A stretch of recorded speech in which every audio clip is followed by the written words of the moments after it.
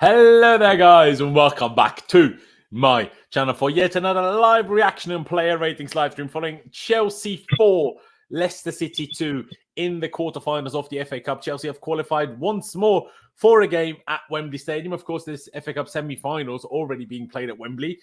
Let's see how that one will go. But, of course, Chelsea don't do things easy. 2-0 up at halftime. Should have been 3. Should have been 4. Instead, Disasi passes into his own goal from 30 yards, and then we lose our plot. It's 2-2 from our own corner. And then we need Chukwuemeka to save us at the end with a Madueke absolute screamer at the very end. Pochettino booed, Sterling booed. He takes Mudryk off, the whole stadium loses the plot, essentially. It's gone a bit crazy. I'm already joined by Dimi, as you can see. Ollie will join us soon as well. Dimi, thank you for coming on again. I appreciate it very, very much. Honestly, I swear, every time I sit here with you, I'm like, flipping out. What's going on, man? Like, what are we doing? Like, first half, right? I mean, maybe it's not the whole first half, but the first 20, 25 minutes, we were not bad. Like, Cucurella scored that goal. We had the penalty. Should have been 2-0. And essentially, it would have been KO, then.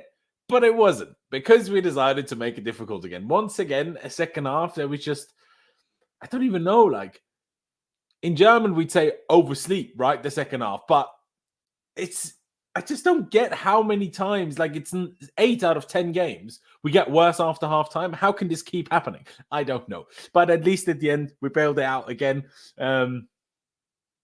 What can I even say? I don't even know where to start, because part of me is super annoyed at, like, Poch and, like, Sterling and even Disasi a little bit, just making it way more complicated and difficult than it needed to be. But at the end of the day, still happy because, well, we scored 4 goals. If I compare that to last season where we, played similarly and usually scored 1 goal and either drew 1-0 or lost 1-0. I guess it's better compared to that. But how do you feel after another crazy game? 3 games in a row at Stamford Bridge, by the way, now. Against Leeds, 3-2. Against Newcastle, 3-2. Today, nearly 3-2, but 4-2 in the end. Like, hey, to be fair, we don't make it not entertaining. At least we can say that. Yeah, for sure. I also, the fact that we score goals makes it better for me this season than last season, and makes it much better because I really hate watching just my team not be able to score goals. Yeah. But yeah, you are completely right. We kind of lose the plot in the second half.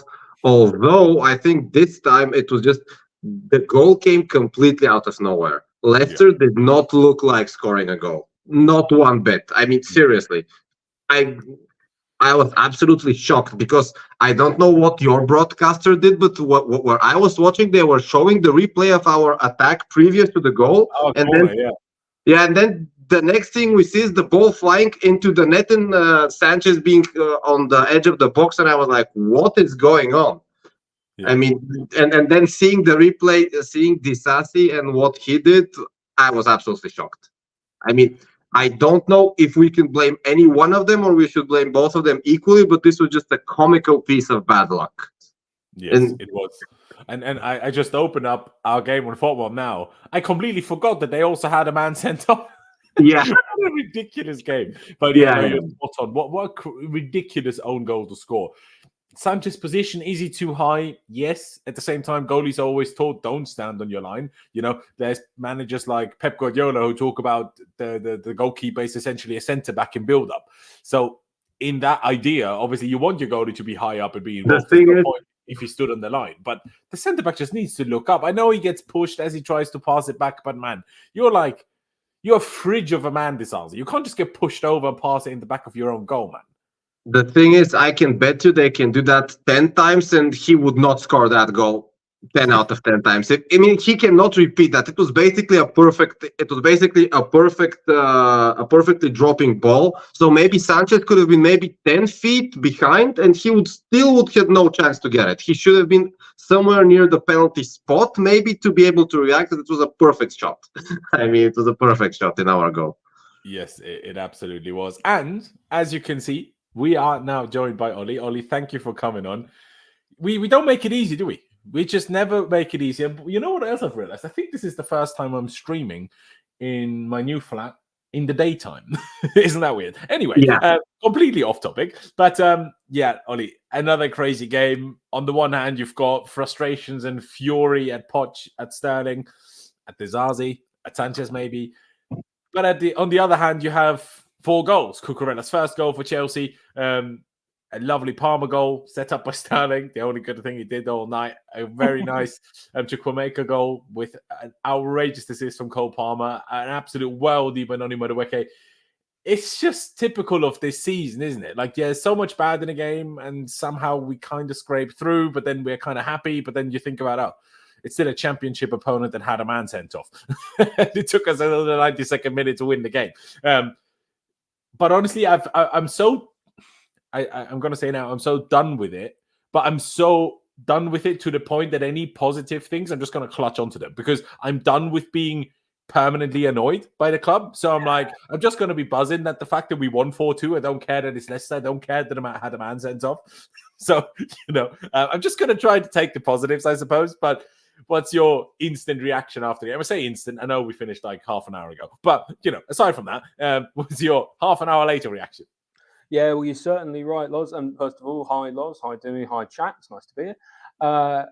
We don't make it easy for ourselves, do we, at all? It feels like in every scenario where we seem like we're up and we're coasting a game, we just throw it all away. And we could have won that game easily 6-0. If we continued in our form from the first half probably should have scored 4 goals. In the second half, probably should have scored an extra handful. Just switching off, lapses of concentration, and it's so frustrating because, like you say, Loz, we scored 4 goals and I'm not happy.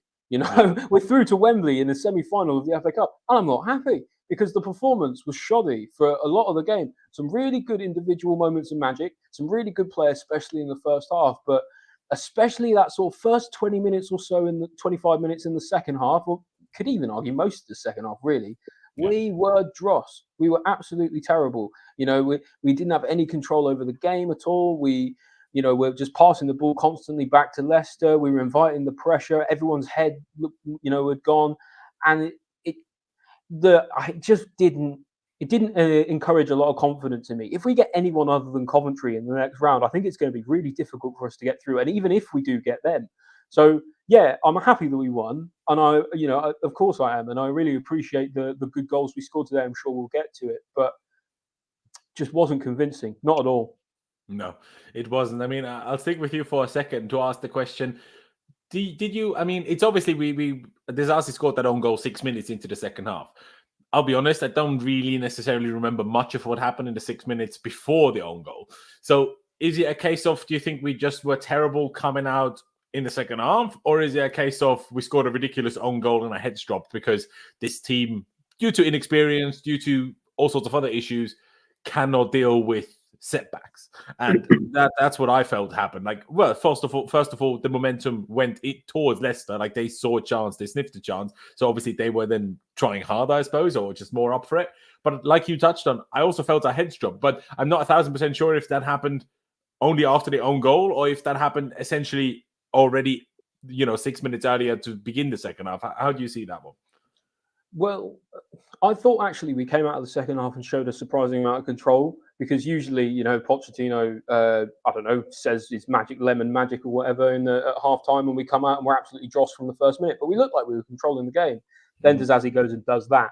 And suddenly everyone becomes a bag of nerves. You expect that in that sense for then all the momentum to shift to Leicester's way.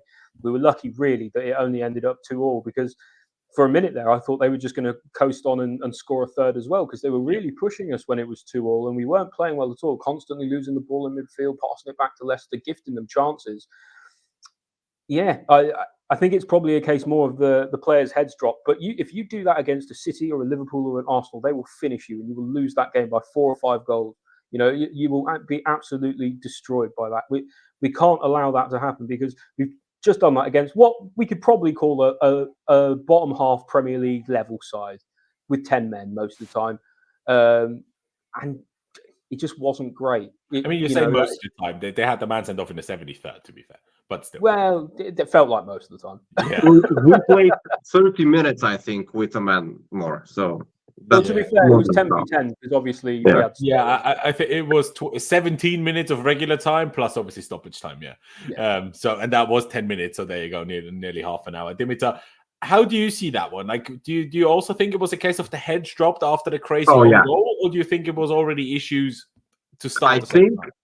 I think this time the midfield looked a little bit better for me in the first half. I really do. I think Caicedo, who I'm always critical of, tried to pass the ball forward, and he even almost got a couple of free assists, but we scuffed a lot of chances. And I think we played better. But the second that goal went in, you just saw it in everyone's eyes. I mean, it was shocking, really. Also, I already told you, looking at the TV, I could not believe my eyes, because really Leicester did not look like scoring. Leicester had already given up, and we basically resurrected them from the dead.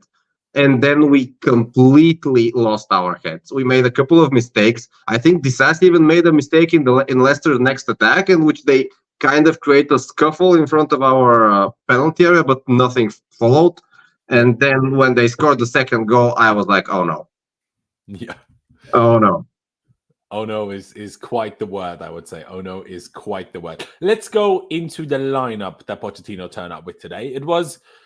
I was going to say interesting. Really, it wasn't. The only thing that kind of happened is that Sanchez is apparently now a cup goalkeeper, which on the one hand I support. On the other hand, I'm like, remember when Petrovic didn't even get to play against Wimbledon and Blackburn?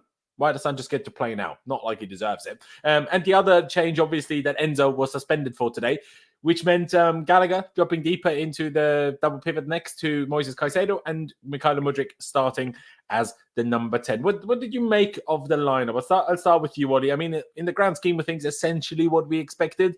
Did you think there would be maybe a tiny bit more rotation? Again, maybe slightly notable after the last game already, where Chalobah was picked over Thiago Silva. The same again. Now, I know we had a good while rest since the last game, but even still, back-to-back games to play Chalobah over Thiago Silva when everybody knows we're just trying to sell Chalobah in the summer. Now, I know Thiago Silva will also leave in the summer, but I still feel like the only reason Chalobah is playing is to try to increase his value. I'll be perfectly honest. Even if Pochettino in the press conference on Friday tried to paint it out, he's simply picking because Chalobah is playing well, which I think is a load of waffle, and Pochettino is still a bit salty over Bell Silva's tweet. But Ollie, thoughts on the lineup?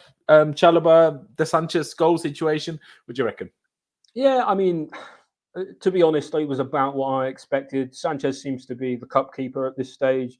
Pochettino likes to give him a run out, to his own detriment and everyone else's. So that was I always kind of expected that today. Chalobah playing, I think you're right. It's probably just to boost his value more than anything else. When I first saw the lineup, I was a little bit concerned about the Chalobah Disasi back two. Turns out I probably should have been, and then I thought the rest of the team was actually reasonably good. I didn't mind Gallagher moving a bit further back. I did think it was going to be Mudryk in the 10 rather than Palmer. And I didn't mind that either. I thought he had a very good game today. My worry was actually the left-hand side. More than anything, I was really worried about that Sterling Cucurella left-hand side, because, as we all know, Sterling isn't the best at tracking back. Cucurella's quite rash in the way he rushes in. I wondered if there could be like a bit of space in behind him. But credit to Cucurella, had a really good game today, actually. And he was let down by the guy in front of him. Absolutely. I mean, you even say that in the first half, especially the first half an hour of the first half, we actually did most of our work down the left-hand side. Like we obviously Cucurella scored the goal down the left. Sterling had multiple chances. Like obviously won the penalty himself. That was all happened from the left. It was kind of weird because second half we were back to normal and everything we did happened down the right. But for some reason in the first half we did a lot down the left. I don't know if this was opponents realizing, okay, we do everything down the right, so they blocked that side and all of a sudden we had space on the left and the players actually understood to use that. Maybe it's that. Maybe it is also purely luck and coincidence. The only thing I'll say is, in terms of back on the lineup, before I go to Dimitar on the lineup, do you really have to start Sterling in this game? Like, it's a cup game against a lower league team. Why not start Madueke? Like, I just don't really understand. Like, Sterling's fucked something up every game. Last game he fails to square in front of the open goal. Like today, and he'll start the next game again. Like just I don't know, man. Dimitar, your thoughts on the lineup again? Chalobah next to Disasi. Obviously, I guess the 10 was kind of expected, I suppose, but otherwise, I'm not sure if that was true, but the commentator on my stream said this is the first time this calendar year when we use the same back line in 2 consecutive games, meaning the same back four. So yeah, I was not sure about it, don't remember, but yeah, that would not be surprising for me, even if it's the first time this season, let alone this calendar year. Yeah. But yeah, in general, I think I was expecting a little bit different because I don't know if you guys noticed, but in those first 30 minutes, Sterling was not playing on the left touchline, which he usually does. He was basically playing behind Mudryk, and Mudryk was in the 10, and Sterling was like 5 meters behind him.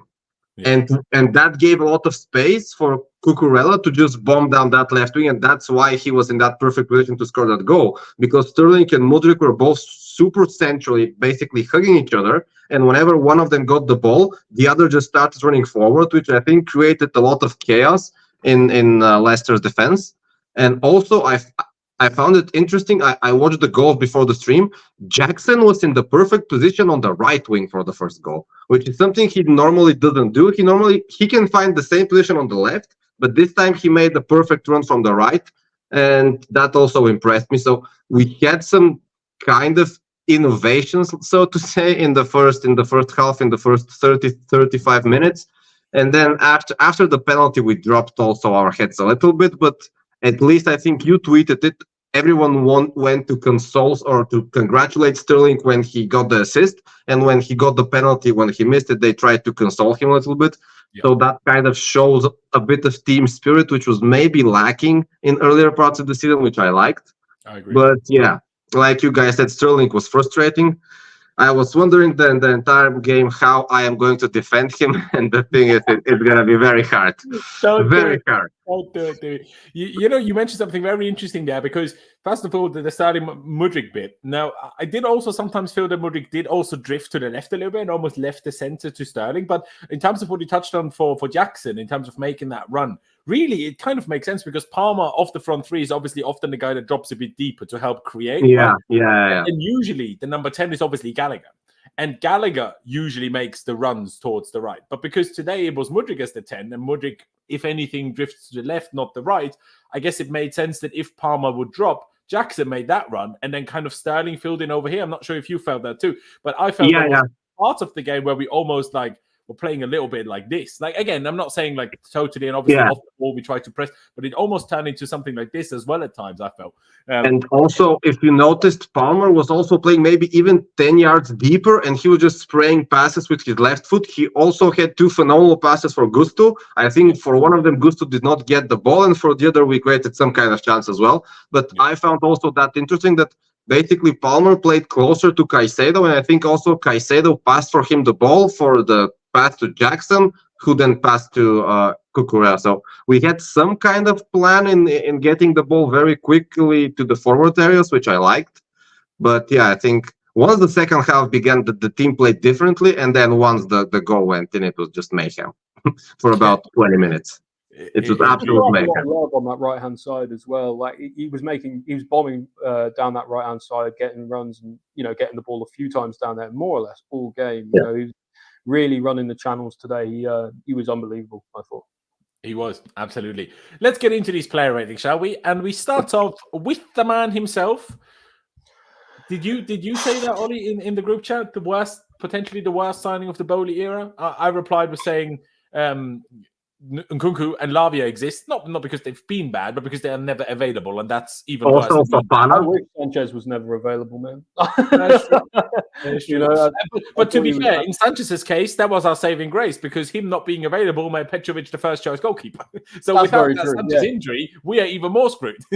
Exactly. But on Sanchez today, now I don't know. We'll get into the discussion now whether we think Sanchez is to blame for the goal. Maybe I'll try to look at back as well, Dimitar. Maybe it's a good shout. Obviously, I try to prepare the stream, but it's a good shout to at least watch the goals back before we come on here, because sometimes it's easy to forget, especially when there is 6 goals in the game. Yeah. But, the second goal, I don't really think Sanchez can be blamed for.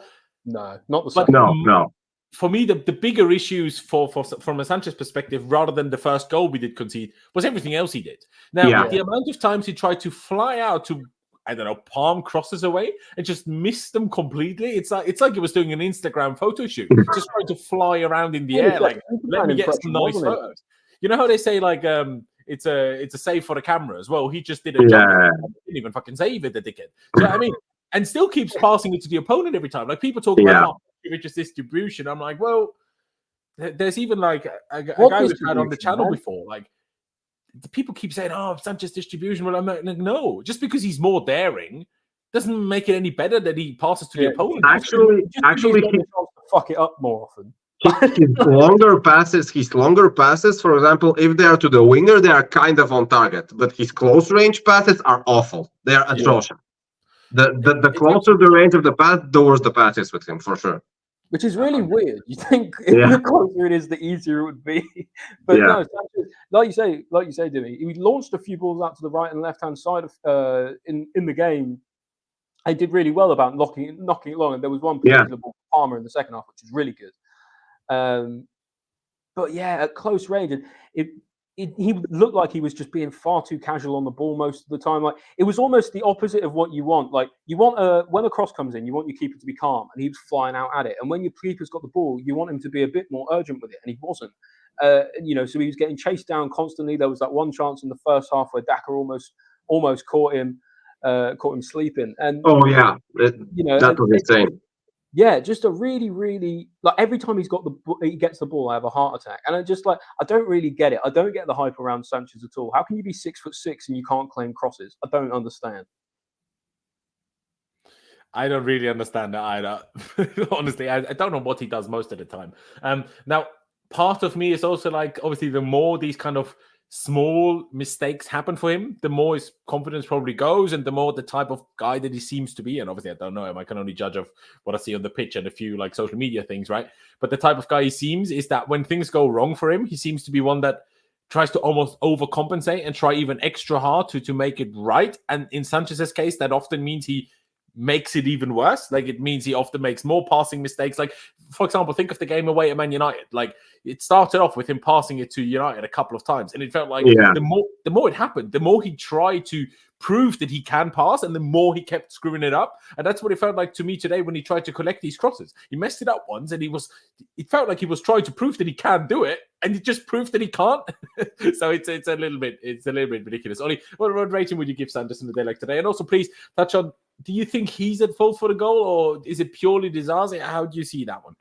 It's a really good question because, first of all, you go absolutely no doubt. It's an absolutely horrible pass from Disasi. Yes, he's under pressure. Yes, like it pushes his foot a bit more, or whatever. But like, just play it back on the floor, mate. I don't understand why he's launching it long like that back to the keeper. I understand, like I say, he's under pressure, but there's just no excuse for that, really. Having said that, I do think Sanchez wasn't in quite the right place. Like, I don't know if you just want to move him on the screen there, but he was kind of like almost on like the left edge of the D when it flew in. So it kind of like, I understand, like keepers are supposed to kind of stay a bit further out, and that helps facilitate play. But it did feel a little bit like if he was a bit more central, he would have got there. But I don't know. I think it's kind of 50-50 for me. I think he's kind of half at fault, but like I say, if Disasi doesn't fuck it up in the first place, we're not even having the conversation, are we? Overall, Sanchez really didn't impress me today. I'll give him a 3.5. I don't think he was very good at all. Absolutely. Now, from my perspective, and I'll let Dimitar speak on it in a second, I've just watched it back now. I've sent you guys the link in the private chat if you want to look at it again as well. Seeing it now, the whole thing kind of starts with Gusto kind of overhitting his throw, if that makes sense a little bit. The Disasi has to chase it, gives the attacker time to pressure him, and then the whole rest of the thing happens. If the throw from Gusto goes directly to Disasi, and then Sanchez is actually positioned all right because Sanchez is high up outside of his box to be like an easy passing option to almost help him build up. Like I touched on earlier, managers like Pep Guardiola talk about the goalkeeper almost needs to be a centre back in build up. But now, first of all, Poch doesn't play like that anyway, so that's a whole separate issue. If the goalkeeper's doing it when the manager doesn't actually play like that, how much point is there? But it's just typical of Chelsea. It's just a combination of ridiculous factors that happen. Gusto ever so slightly overhitting his throw, and it's like you'd think, okay, it happens. Disasi still gets the ball. Then Disasi has to run after it, realizes he's under pressure, so therefore doesn't really look where his goalkeeper is, just tries to pass it back, and then Sanchez is like, well, what the fuck? I'm not over there, and then has absolutely no chance of saving it. It's just, and that's my main concern about Chelsea. I know we won today, and I'm happy about that.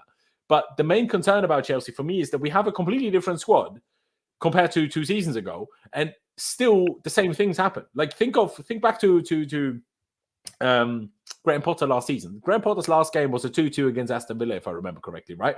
A game that we actually played well in, but Cucurella had an individual error, and then we made another individual error. And then we played well, conceded a goal through a super mistake, and then kind of lost the plot a little bit. And that's kind of what happened today until those 2 late goals. And without that Leicester red card, who knows if that even happens, right? It's just that we keep doing this, and I don't understand how completely different players keep doing the same things. Like, why do we make so many individual errors? I will just never know. On Sanchez, 3.5. I don't mind 3.5, honestly. I'll just look back again at that goal. Sanchez, for that, when Disasi kicks the ball, and he's a little bit further wide than Gusto is, more or less, and a bit further up. But Sanchez is almost where Disasi is put on your screen there. It's true. I don't know. That feels like it's not miles out, but it feels a bit too far out. It's not a massive mistake. It's just a little. But I guarantee if you watch like City or Liverpool, I guarantee you'll see Ederson and Alisson in similar positions very often. It's just also like Joe says, if you pass it back, never pass it back on target, even if you don't know where the goalie is because you don't have time to look. Never pass it at like towards goal because you've got to pass it off target, man. Exactly. Also, like Oli said, why ship it in the air? There is no reason to make that pass so high. I mean, even if Sanchez was at the perfect spot, he can't catch the ball with his hands. He has to head it either in a corner or either somewhere in front of him or try to chest it. I mean, there was no scenario where this situation was going to be solved easily for us and without any consequences when that pass was made.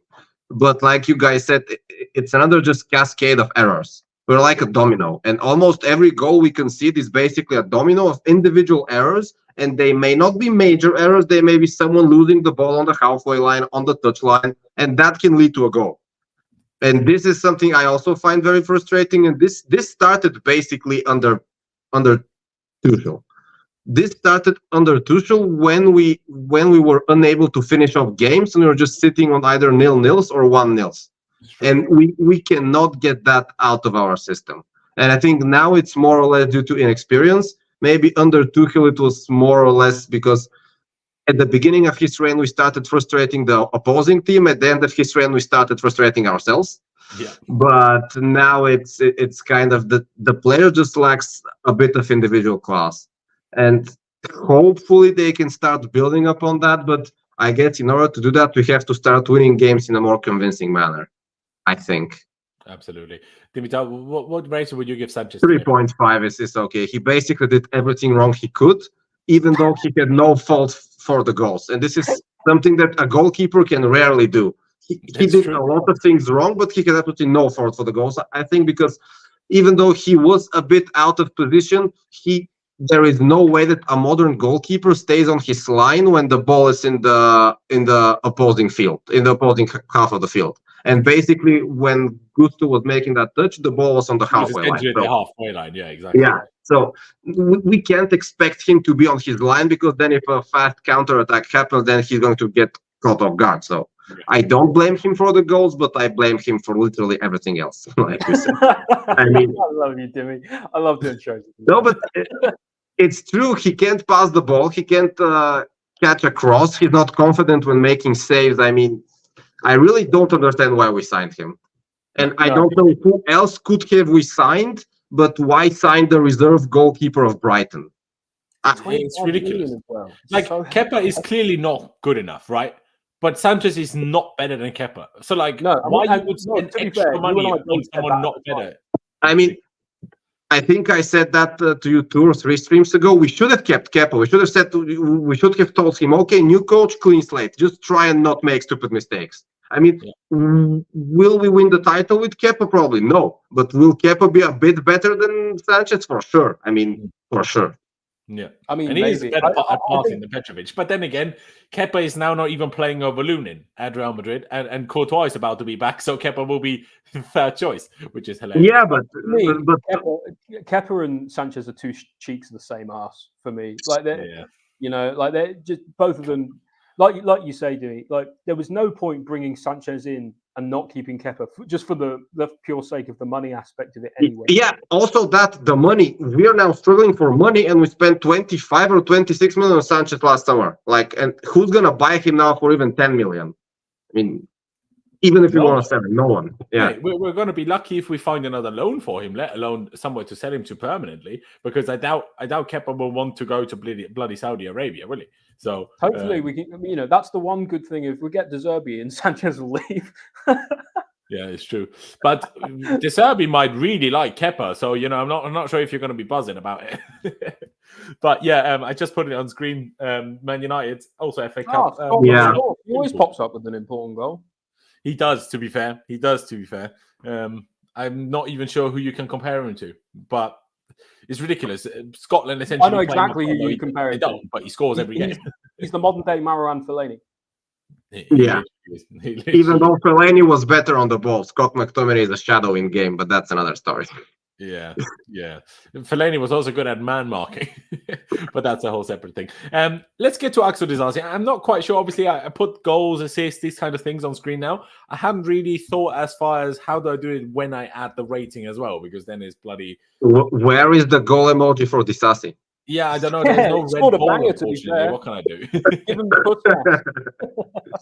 Say that again, Ollie. Sorry, I didn't hear. I said give him the Puskas. I guess I could do it like this. But what rating will we give Disasi? It's a weird one because obviously an absolute howler of an own goal. I'm not really sure how much else he did wrong, but then 0 out of 4 ground duels isn't a good start, is it? That goal had 0 tackles impact on the game. Yeah. The thing is, obviously, Leicester didn't attack a lot, right? So it's like outside of the moments where they were dangerous or scored anyway, it's kind of a bit. Our defense did nothing, especially the centre backs. I felt like Cucurella had to constantly defend, but I felt like all of Leicester's crosses went over our centre backs, so the centre backs weren't really involved that often. Dimitar, I'll go with you first. What would you give Disasi? I mean, the difficult part, I suppose, is what do you rate him without the own goal, and then how much do you take off for the own goal? What I thought basically at half time is we did not have to defend in the first half. So what I had this discussion with a friend of mine, because a friend of mine was slating Sterling, and I was saying to him, if we lose this game, it will not be Sterling's fault, it will be our defender's fault. Believe me, my friend. And literally 10 minutes later, he was telling me, yep, you were right. Because when we have to defend, or even in the case of the own goal, when we don't have to defend, we just make absolutely bozo mistakes. And this one, it was an awful mistake. He should not have done that, but also it was the first time in the game he had to be concentrated. Literally, this was the first action Disasi had to do under pressure, and he screwed it up. Yep. And this is kind of unacceptable. Especially, we have discussed this previously on your channel. He's our most experienced center back, barring Thiago Silva. Yeah, yes. You can't do that. I'm sorry. And he maybe every 3 games he has some kind of howler, which is really something you can expect from a Leicester defender in the Championship. Literally. And we have the super chat here by Ricky. Appreciates it very much. He says, Disasi is a passion merchant with too many errors. Really, what you're saying, he sounds like Antonio Rudiger before Thomas Tuchel turned up, really. Because that's no different to what Rudiger was. I would say there's a lot of Disasi that screams Rudiger to me outside of the pace until Tuchel turned up. I don't know how you guys see that, but just to finish up, what rating would you give him? And finish up. I would give him a 4 because I think we didn't have anything to do and he screwed up everything he had to do. But just on that, Disasi is not a bad player when it goes to statistics. His statistics, maybe you guys have seen that, are actually comparable to Saliba when it comes to aerial duels, when it comes to clearances, blocks, and stuff like that, which is not saying he's better. But his problem is when he has to think with his head, when he's under pressure. And this is why he failed the eye test, for example. Because almost every time where he's under pressure and he has to make a decisive tackle, and have to make a decisive block, a decisive pass, he just crumbles or he's close to crumbling. And I really don't like that. The sad reality is that we probably don't have a better option because he is powerful, he is strong, and he's kind of good at carrying the ball at corners. So we can't afford to not have him in the starting lineup until the end of this season, maybe. But from next year, he should be a squad player at best, I believe. See, I agree with that. As Kevin says here, I think as a squad player, I think as a backup, I think he'd be actually a very good and ideal level of centre back to be that. Obviously, a fully fit, permanently fully fit Wesley Fofana is far superior to Axel Disasi, and in my opinion, would be perfect for that right centre back. But will he ever be long-term fit? I don't know if that will ever happen. I don't know if that will ever happen. Will he be even short-term fit? Yeah, maybe. Because who knows? Maybe not. Maybe, probably not. Chances are. But then, I don't know, man. I feel like we're Wesley, right? Obviously, when it's like Chilwell and Reece James and it's constant muscle injury after muscle injury after muscle injury, then it's like an injury proneness, in my opinion.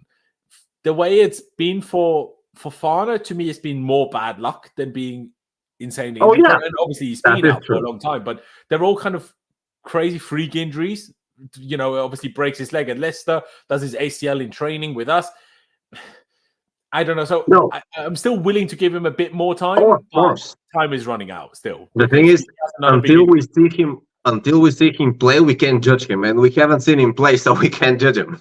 Exactly. That's what I believe. Yeah. Ollie, a 4 from Dimitar for Disasi. Would you go along with that? Would you go a bit lower, a bit higher? What do you reckon? No, I think Dimi was spot on. I think you probably give him a 6 overall because I think he was kind of bang average. But you take 2 off for me for the own goal because you just can't be making a mistake like that, and it really affected the game. Yeah, absolutely. I might have gone like 4.5 or whatever, but I'm overall happy with a 4. So let's go with that, and we move on to Trevor Chalobah, who honestly, I don't even really know what to say about him now. If I open his like one diving header. Where he cleared the ball with a diving header like late in the second half. Honestly, didn't even see it. Honestly, I barely noticed him play all day today. I don't know if that's a good thing or a bad thing. Well, Leicester did not attack. I mean, when could we have seen him play? Leicester had like 20 minutes of attack, and that was it. Exactly. Now that's kind of the problem, isn't it? His passing accuracy 88%, good. Disasi at 90% just for completion's sake. Like Dimitar said, there is no defensive stats there. He had 0 ground duels, apparently. No, 1, and he lost that one. But he had 3 aerial duels, and he won those 3. I mean, we conceded 2 goals again, right? Yeah, but one of them definitely wasn't Chalobah's fault. The second goal was from the other side of the pitch, I believe, yeah. Yeah, I don't know. Part of me wants to just give him a 6. Part of me wants to say 5.5 because part of the defense, they conceded 2 goals again. I'm gonna give him a 5.5. Could probably argue a 6 as well, but I'm gonna say I'd agree with that. He sort of didn't really notice him, and other than that, he was bang average, so 5.5. Fairs. Would you go along with a 5.5 as well, Dimitar, or would you prefer I actually was thinking about the 6 because he was better than last game. So I think that has to be said. Even though he did not have much to do last game, he looked shaky. This time he's passing, even though it was like 10 yards away to Caicedo most of the time, it was accurate. So I think maybe a 6 from me, but overall, Newcastle and Leicester. Yeah, I mean, I know, but still, I think he played a bit better than last time. That's at least my opinion. But yeah, 6 or 5.5 is basically the same. Yeah. No, I do agree.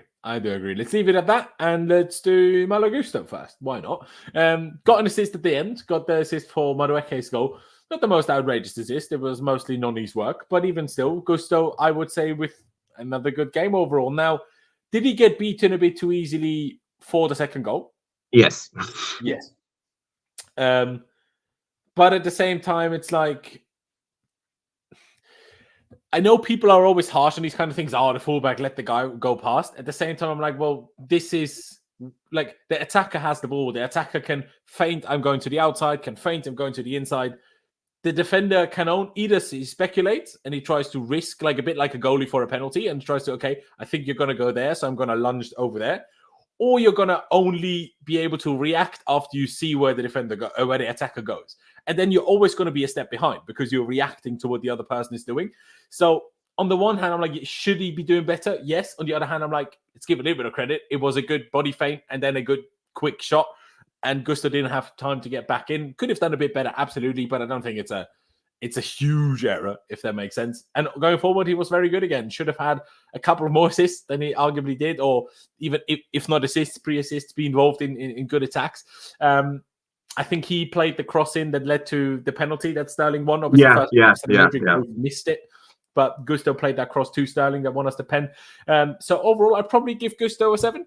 Dimitar, what would you reckon about a 7? I agree with what you said. I think a 7 is fine, but really the thing is, we say this almost every week. Going forward, most of the players are fine, but these defensive errors, we have to clean that up, and that goes for everyone. Also for players tracking back, for the CDMs, for the left back, for the right back, and every week it seems like one of those players just makes some kind of mistake or is involved in some kind of bad passage of play where we can see the goal. But overall, you are right. He was probably our most rapid attacker once more. His pace running with the ball at his feet is insane. It constantly keeps impressing me. Also, like I told you, I think last week, he had this very amazing ability to run at top speed and also cross the ball while running at top speed, which is something that I actually don't remember the last time I got such a player at Chelsea, to be honest. But yeah, I would never out wide so much. So yeah, but I would love him. I would love for him to just be a bit better defensively. But yeah, I think 7's fine. Yeah. I just looked through some of his stats. Maybe a 7 is even a tad low. Looking at the stats, again, you can never only go by stats, but he had 93% passing accuracy. That's better than both centre-backs.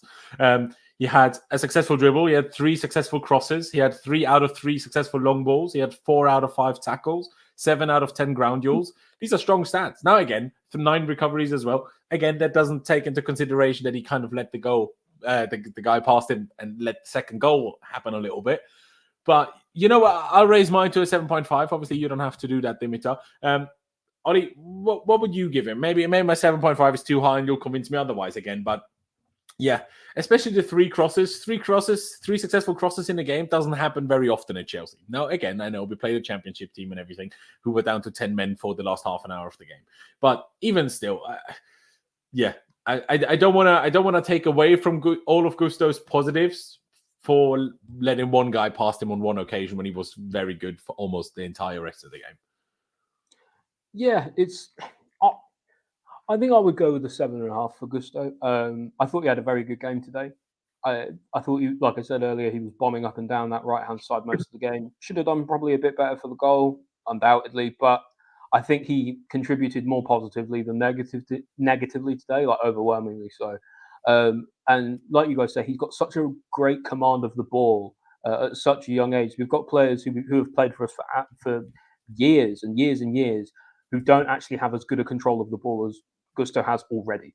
And that's really impressive. And he's been one of the standout performers for me this season. Yeah, I think I'll give him a 7.5.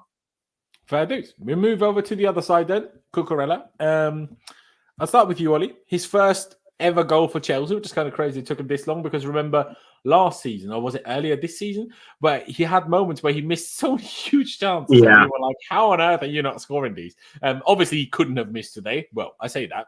Ask Timo Werner how easy. Don't. He could have done. Yeah, Timo Werner would have missed, so, that's something. Cucurella scored.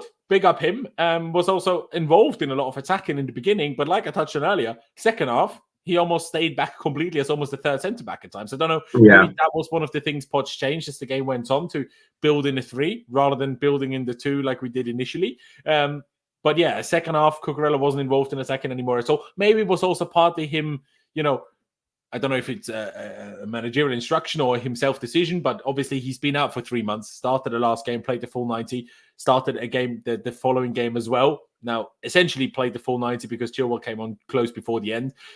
When it was still 2-2 and we thought maybe there would be extra time, I'm sure if we didn't expect extra time, he probably doesn't make that change at that point, to be honest. But he did. But until that point, Cucurella, I thought, played really well. Ollie, what did you think of Cucurella? What rating would you give him? I think he had a really solid performance overall. I give him I think about the same. I think I give him a 7.5. Like you say, he had more to do in the first half than the second half, but contributed well, scored his goal, and I'm a bit of a sucker for a player busting a gut to get right up the pitch and scoring at the end of it. And like he sprinted 50, 60 yards to get on the end of that cross from Jackson. So but if he's not there, the goal isn't as easy as it is. I thought he had a really good game today. Yeah, 7.5. I think about the same as Gusto. Yeah, no, absolutely. I also felt, especially in the first half, he had the most defending to do of any of our players. Because whenever Leicester did attack, they attacked down their left-hand side and crossed. And then it was down to Cucurella to deal with the cross at the far post. And he dealt with it every time, to be fair to him. Now, were they all great crosses? No. Was the Leicester attack on the right-hand side always in a great position to really threaten? Also no. But that's not Cucurella's fault. He still dealt with the crosses the way he had to and scored the goal. So what more can I really ask for from a left back? Dimitar, would you agree with the 7.5? Do you think yeah. I think he was maybe not as good as Gusto, but he also definitely improved on last game, as well as Chalobah did, even though Chalobah had much less to do today. I think they both improved, and I think Cucurella can be a very good player for us in the future as a squad player. I just hope he stays fit and then he continues building on his confidence also. Yeah. No, I do agree. Absolutely. All right, let's move on then. Up to the midfielders. Obviously, Gallagher playing next to Caicedo today compared to usual. But we do go with Caicedo first. I thought he had a decent game. I thought he had a good game, even, I would say. 89% passing accuracy. Okay, the long balls, not so great. 0 out of 3. Tackles, also 0 out of 3. But the ground deals are decent. 7 out of 12. I mean, I say decent. Just over half. I think that on the ball, even though the long balls don't suggest it, on the ball, he was today better. Maybe better isn't even the right word, just more use. Like we touched on, more, there was more asked of him on the ball than off the ball because of the way Leicester were playing and how the game just played out. But I thought in general he had a good game. I don't think we should overdo it. Again, we played a championship team here. And Caicedo is the most expensive Premier League player in history. So I would expect Caicedo to be comfortable against a team like Leicester. But even still, can't be too harsh. I'll probably say 7. I was thinking between a 6.5 and a 7. I wouldn't go higher than that. But yeah, I think a 7 is maybe okay, unless one of you convince me otherwise. Dimitar, do you think a 7 is okay? You had praise for him earlier. Maybe you would even go higher. Yeah. I think 7 is fine, mostly because his usual issue that I have with him is that he doesn't pass the ball forward. And today he was trying to do that, and he also succeeded in a couple of very key moments, I believe. So I think 7 is fine. But we still have to acknowledge, and this goes for all of our midfielders and probably left and right back, we did not control the game when Leicester started to go at us. No. And this is what happens every week. It doesn't matter if it's Man City, Luton, Tottenham, Liverpool, or Leicester in the Championship. When the opposing team gets on the front foot, when they get up front with massive numbers, we can't handle that. And I think this is the next aspect of his game, and not only him, but the entire team, of course. In the defensive part, we have to improve. But I think, as I said today, he was fine. He passed the ball forward. He was quick on the ball. He did not get himself a stupid yellow card, which is also an improvement for him. True. So, yeah, I think 7 is fine, yeah. Fair dues. Ollie, actually, one question, Dimitar, because you touched on he passed forward more today. Do you think that's because he did not play next to Enzo and usually just leaves the forward passing to Enzo? Today, Enzo wasn't there, so he did it more himself. Do you think that plays a part at all or not? I think in the first 30 minutes specifically, there was more space on the wings because, as I touched on earlier, Mudryk and Sterling were kind of a bit narrow in the middle. And with Palmer next to him, there was a bit more space, a bit more open space where the Leicester defenders were a bit more confused. So he could try those forward passes a bit more. But I honestly don't know if Enzo is the reason Caicedo is not playing well or if Caicedo is the reason Enzo is not playing well sometimes. This is a very tough question, and maybe we'll figure that out in the future. But I honestly don't know, to be fair. Fair dues. Ollie, on Caicedo, and also that question, well, first of all, do you even agree with Dimitar that you felt Caicedo passed forward more today? And if so, do you think that could all be to do that? I wouldn't even necessarily paint it as because Enzo makes Caicedo worse, usually. It's more a case of passing is more Enzo's strength, so then Caicedo just leaves it more to him. Gallagher is more of a runner rather than a passer, so Caicedo took more of that responsibility upon himself today. Yeah, I'd say so. Overall, Enzo, like you say, is more of a passer. Caicedo can make a pass, but most of the time his job is to stick his boot in, isn't it? So he's done well. I thought he did a good job at that today. Like you say, I think it's almost to the point now where we're kind of expecting these sort of like good 7 out of 10 performances from Caicedo. I kind of want to see him go up a level a little bit now as well, now that he's getting more comfortable in the side. thought again, like he controlled the game. Well, I say he controlled the game. It was quite end-to-end stuff, but I felt like he was quite good at cutting the ball out in crucial moments, sticking his boot in. There was quite a few times where there was a few 50-50s where he really made them count and made them matter and won them, especially when Leicester were all over us early in the second half. So yeah, I think about a 7 is about fair for Caicedo. I thought he had a good game today. Fair dues. The one other thing I'd like to add to what you just said, I also think a couple of times he was given fouls against him that, in my opinion, were not fouls. I thought the ref got those wrong. So obviously that influences like round your stats a little bit as well. But we move on with the 7 for Caicedo. We move on to Conor Gallagher. Of course, not his usual position. Obviously, he's played there a few times this season when Caicedo was injured, when Enzo was injured. But not regularly, obviously, and especially the last few weeks and months, he's pretty much always played as a 10 or one of the 8s when we played the 4-3-3. Today, I don't think he was bad. I don't think he was good. I thought he was. I thought he really, really struggled today. Really?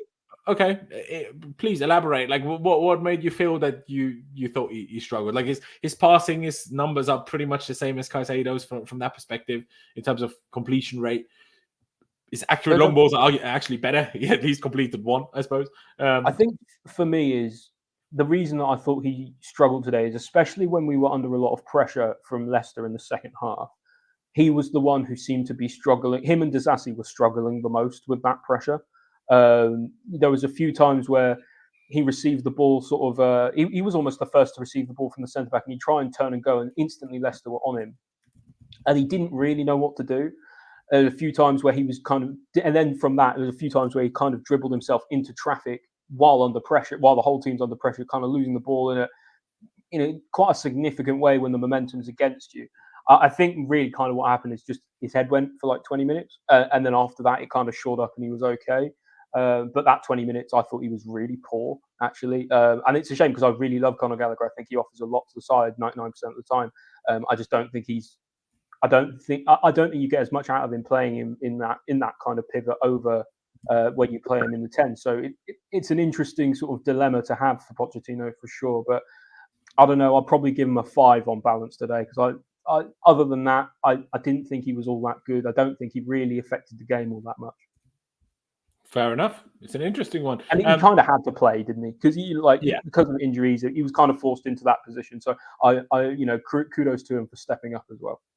Yeah, that is a fair point to make. I was just trying to look up because I know we've already gone past Caicedo, but Kevin here says that Caicedo essentially was robbed of an assist. He set up the Sterling 1v1. I wasn't sure. I thought it was Palmer pass, but I could be wrong. I tried to look it up. It was Caicedo. First, Jackson did a nice head of the ball backwards, and then Caicedo run into space and set up Sterling. Yeah. Okay. Well, in that case, yeah. In that case, maybe it is. Maybe Caicedo would even deserve. Unfortunately, Caicedo, you're suffering from the symptoms of Sterlingitis. So you keep your rating. Yeah, there you go. That is fair enough. Dimitar, on Gallagher, do you disagree with Ollie? And if you do disagree, in how does that, I think pan out? I think it was not only Gallagher that lost his head in that 20-minute period. I think most of our players were very shaky. But he is right that Gallagher was almost always the first one to get the ball, and maybe the shakiness showed with him a bit more. But I'm not sure that Caicedo would have done a lot better if he had gotten the same balls in the same positions, because Leicester were really pressing high up the pitch and they were really onto us.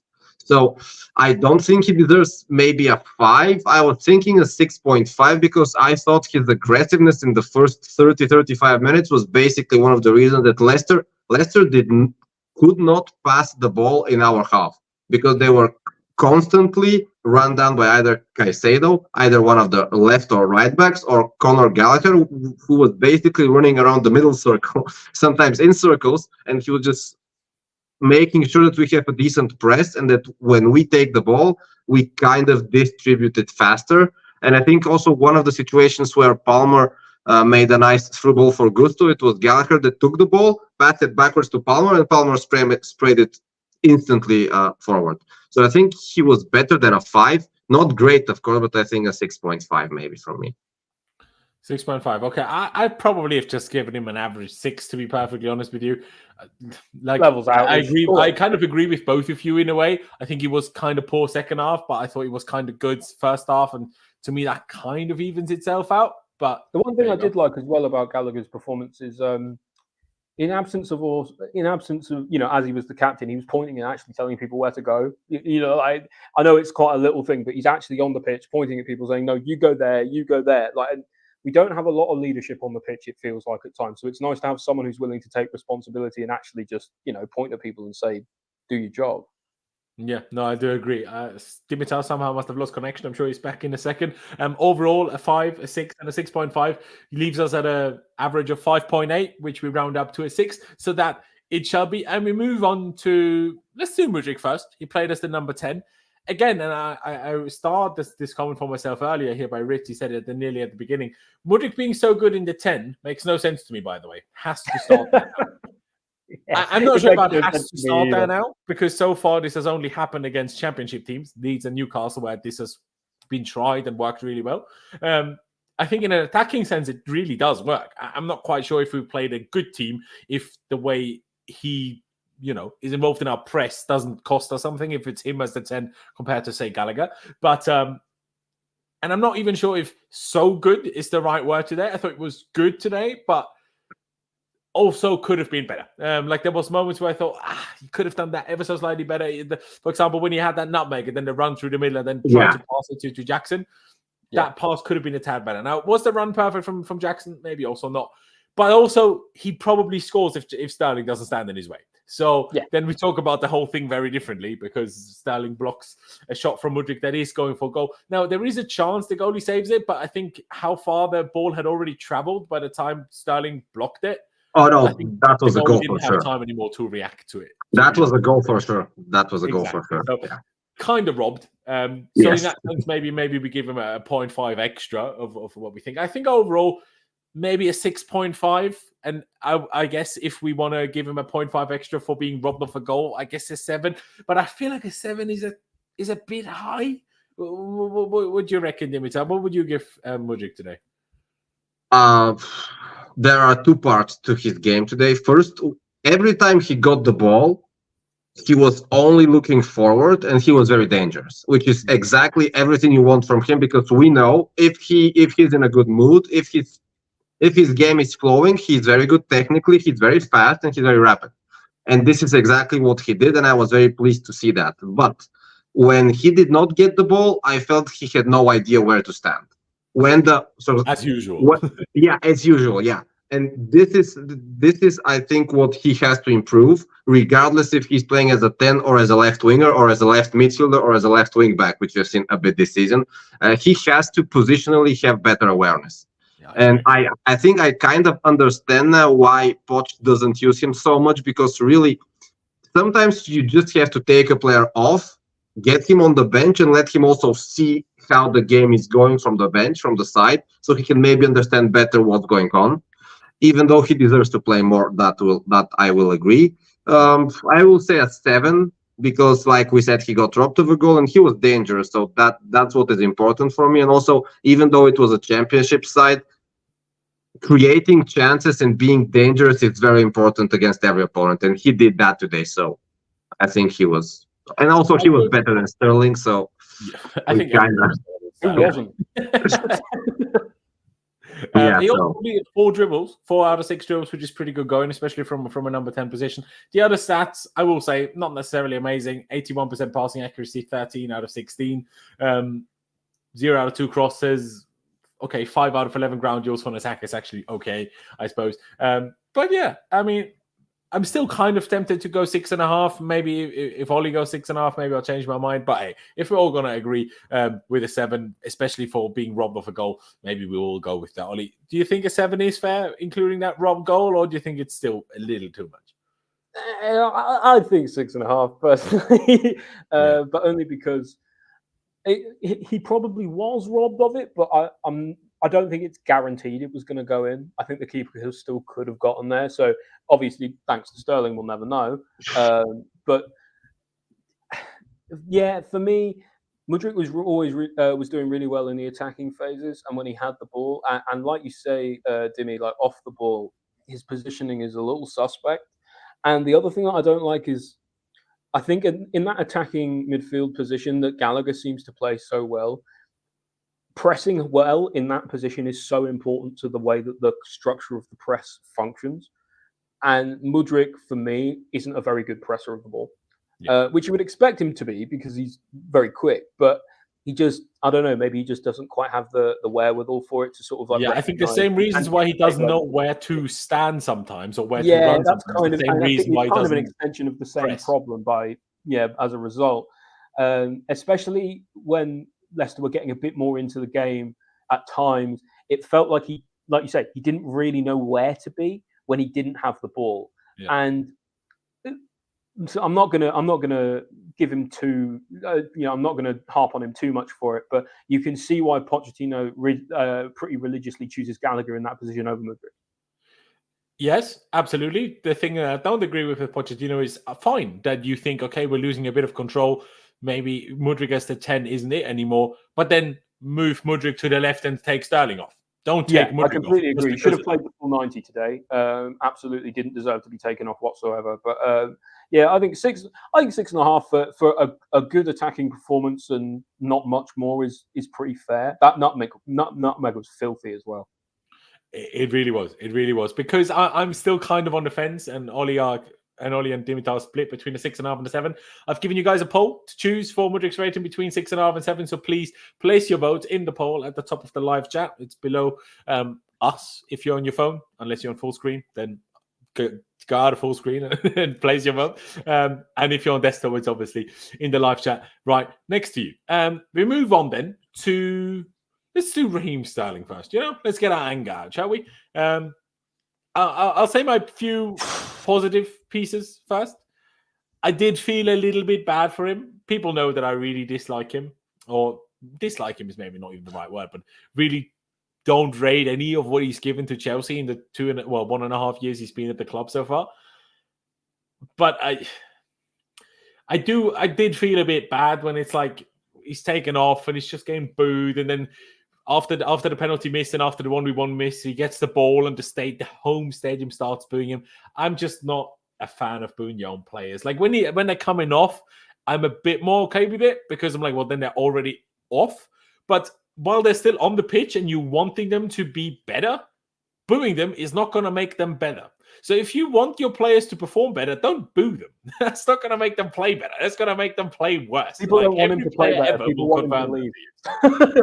Sorry? People don't want him to play better. They want him to leave. Fair enough. But even still, if the manager is taking him off, you'd rather he scores his 1v1 than not, right? So don't boo him. That would be a thing. But he was shocking outside of it. Like, let's be real now. The penalty, even that, if he has a better first touch, maybe he scores, doesn't even get clattered instead. Do you know what I mean? Takes the penalty. Why is he taking it off Palmer? I don't know. Why is Palmer letting him have it? I don't know. Earlier in the season, Sterling tried to take it off him once and Palmer said no. So now I don't know why. Maybe he was just trying to help him build confidence. I have no idea. The 1v1 thing though was Enzo was there to actually say no, give it to Palmer, and he wasn't there today, and Sterling took it off him. It seemed like he was. I don't know in the video. It looked like he was trying to annoy Palmer into giving him the ball, and Palmer eventually kind of relented. But okay, I haven't seen it back, so maybe I would have to. But yeah, to me, this is a coach problem, though. First and foremost, same as with Mudryk not knowing where to be and when to press.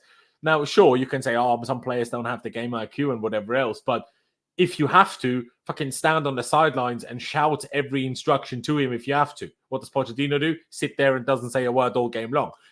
And he's also been here for half a season now, and Mudryk doesn't know where to be just as much now as he did at the beginning of the season. So where is the coaching? And the same thing applies to not necessarily coaching a player, but it's the manager's responsibility to have a set penalty taker or not have a set penalty taker. Nizar can tell it to it during the game. Yes, Palmer is maybe the first choice, but it's between Palmer, Sterling, and Enzo, and they can kind of a little bit choose between themselves. And that is the problem in and of itself. No, don't do that. Why would you even have it up for debate? Palmer's not missed a penalty. Why would it be up for debate when Palmer's on the pitch? Palmer should be taking a penalty, and that if Palmer had missed his last one, maybe it's a toss-up. Yeah, But he didn't. And then maybe you can argue it back and forth, but he's literally scored like 5 penalties this season or whatever. Like it doesn't make any sense whatsoever for me for Sterling. Maybe he's trying to get his confidence back up after a bit of a dry spell, but I don't know. But for me, I think it's really poor that it seems to me that Sterling is trying to put himself and his own performance in that case and his own confidence above that of the team. I don't rate that at all. No, me neither. Because you can't be telling me that Sterling thought, I'm more likely to score this than Palmer. I mean, maybe he did think that, but even still, that would make it even worse if he did genuinely feel that way. It's just annoying. And yeah, like I said, the 1v1 miss he had. What was the other thing he had? He had another shot in the middle of the box. One-on-one. Dimitar, you're muted, bro. I can't hear you. The free kick at the end was horrible. The free kick? That landed in a different postcode, bro. Like, yes.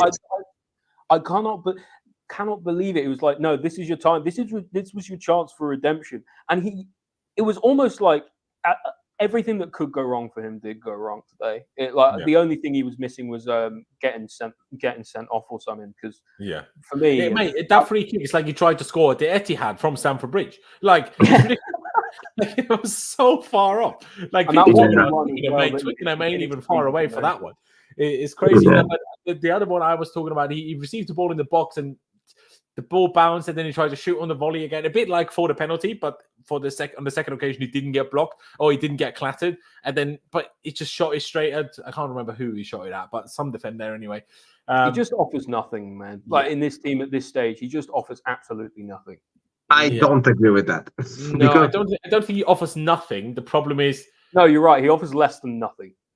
No, I mean, the thing is, he's really, really low on confidence, and I also feel bad for him because with the assist, you saw the way he made that assist. I don't think we have another player that would play that situation in that way. Maybe Jackson if he's on it on the left, but I don't think Palmer can do that assist. I don't think Madueke can do that assist. I don't think Nkunku can do that assist. I think this is something that Sterling really specializes in, which is taking advantage of clear-cut chances, even though he missed a couple of them today. I still think if he gets on form, he can prove to us why we have him and why we pay him 350,000. But his problem is this time is running out.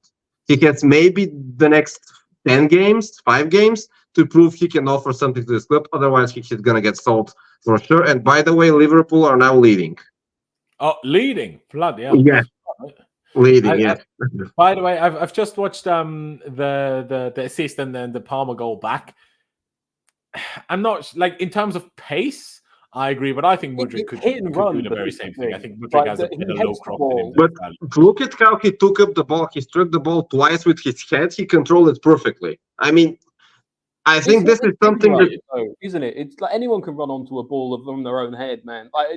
If you're then faster than the opponent, all you need to do is head it straight and run after it. If you're faster than the other guy. Credit where credit's due for the assist, right? He put the ball in the right place in the right moment. But to be honest, absolutely everything else he did today was god awful. Yeah, that is true. That is true. Yeah. So for me, I'll give him a 1 for the assist. That's it. I think 0 is harsh when you do get an assist. So therefore, I'm going to say 1, even if everything else he did was terrible. Because even like when you look at him out, like he had a 62% passing accuracy. 62. Shocking. Yeah, that's awful. Yeah, no, he had a bad game. Bad game. The thing is, I personally really feel bad for him. I don't know. It's not that Chelsea fans dislike him, but most of them do, and I don't. I feel he has certain qualities, but I do acknowledge he's an extremely, extremely frustrating player. That cannot be understated. I think Sterling is slightly turning into what Jorginho was for Sarri. Sterling is turning into what for Poch. Obviously, Sarri brought Jorginho, so it's a bit different in that sense. But Sterling keeps playing almost no matter what. I'm not saying that was the case for Jorginho. Jorginho certainly was much better under Sarri than Sterling has been this season. But he just keeps playing no matter what. Like you saw the reaction in the stadium when it was Mudryk that was taken off and Carney came on. But it's just not ideal for everyone. Mudryk is walking off. He's all of a sudden getting booed. He's like, why on earth is everybody booing? What have I done wrong? Carney's coming on. He's getting no, obviously they're not getting booed, but if you're in the stadium, there's no bloody red arrow pointing at who the boos are targeted against, right? That's a bit more on the fans. There's just booing everywhere. It's not a good vibe, is it?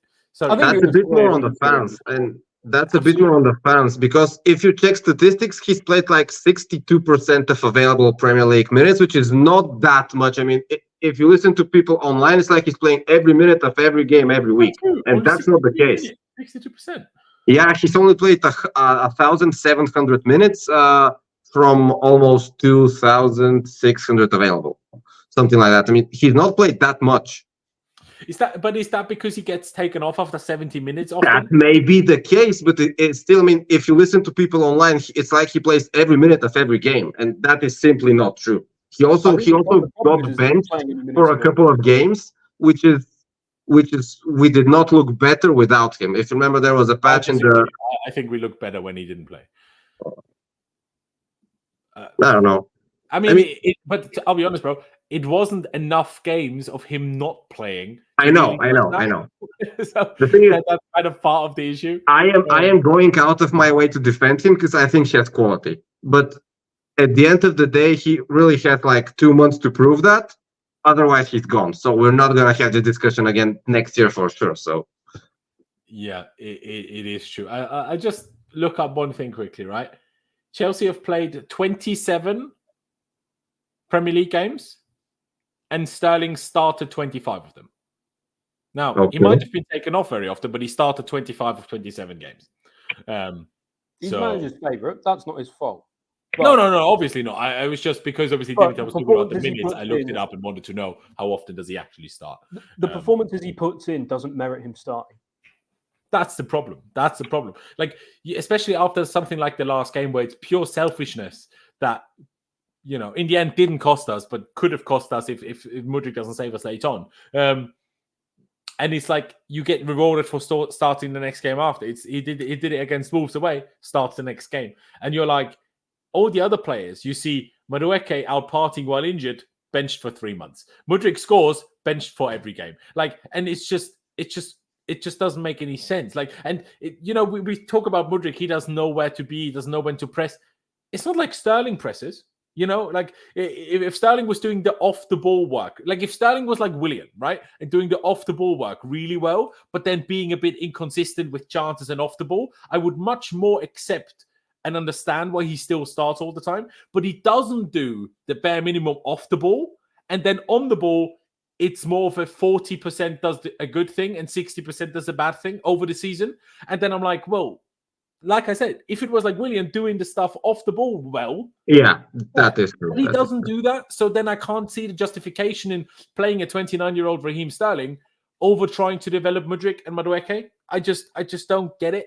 Now we have Carney back in the fold. That I guess opens another option that could replace Sterling indirectly, not in terms of him playing on the left wing, but it gives another option for the 10, meaning Mudryk could play more on the left, stuff like this. But yeah, I'm not sure if you boys have mentioned your ratings. Dimitar, I said one. Can I just say something? I made a mistake. He's played 75% of all available minutes in the Premier League. I just checked maybe it. Maybe 62 out of all minutes in all comps. Yeah, maybe it was something like that. Yeah, but yeah, 75. Yeah, that maybe is a bit high. And sadly for the rating, I'm just gonna give him a 2 because I think the people were a bit too harsh on him today in the stadium, but yeah, he was comfortably the worst player on the pitch, sadly. Yes. That is let me just say, I do appreciate that you try to give a bit of a counterpoint when we're a bit harsh on a player like Sterling, because I think it makes the conversation more unbiased, I would say. So, for me, it's a good thing. Ollie, I said 1, give me just a 2. Are you going to say 0, or are you going to go with the 1? What are you going to say, bro? I mean, if I could, I'd be giving him an emoji today. I thought he was absolutely. The problem is because of the like assist and penalty missed emoji. I'm like, we're already overdoing it with the emoji. Yeah, I thought he was absolutely god awful. Sterling's great at pressing. Sorry, I misspoke. Sterling is greatly depressing. That was good. He's been absolutely terrible for months. He keeps getting picked on, not on merit at all. He's a selfish player. He doesn't play for the team. He's putting himself above the team, which I don't like. He's not a leader.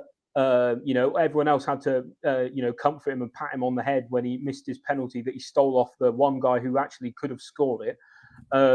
He constantly dribbles into traffic. I don't know, man. Like for me today, I feel like maybe I'm overreacting, but I thought today was like Bakayoko versus Watford level bad. I really did. Like every single thing he ever tried to do just did not work whatsoever. And the cherry on the cake was that free kick just getting blasted out of the stadium. Yeah. If he never plays for us again, it'll be too soon. 0. Fast. Overall, that leaves us at a 1 then. I do just want to say 2 things. I actually like the idea of the free kick. Now, obviously, the execution was absolutely shocking. But the way the two, I think it was Gallagher and someone else, stood kind of to the right of the Leicester wall. Yeah. And Palmer. And they ran away just as Sterling was running up. And obviously, Sterling took a very uncharacteristic for him long, fast run up, which is probably why he overhit it so much because he didn't do a run up like he usually does. Yeah, he lost his head. He lost his head today. For exactly, sure. Probably because of all the things that happened before, right? Obviously, that was when we initially were given a penalty. Then VAR realized, okay, the foul was outside the box, therefore it's now a red card. Even though I think because this was never an attempt on the ball, this should have been a red card, even if it was a penalty, which the ref didn't give. But in the end, it wasn't in the box anyway, so fair enough. But the idea of blasting it towards the goalie's corner with the players running away to obstruct the view is actually not a bad idea, but it's really difficult to execute. Unfortunately, that's one of the. It's like against. I think it reflects really badly on Pochettino as well, because I don't know about your guys, but our coverage that we were watching in the UK, at half time, it showed him going off, and he was almost in tears. You could tell he was crying, he was upset, he was talking to some of the teammates.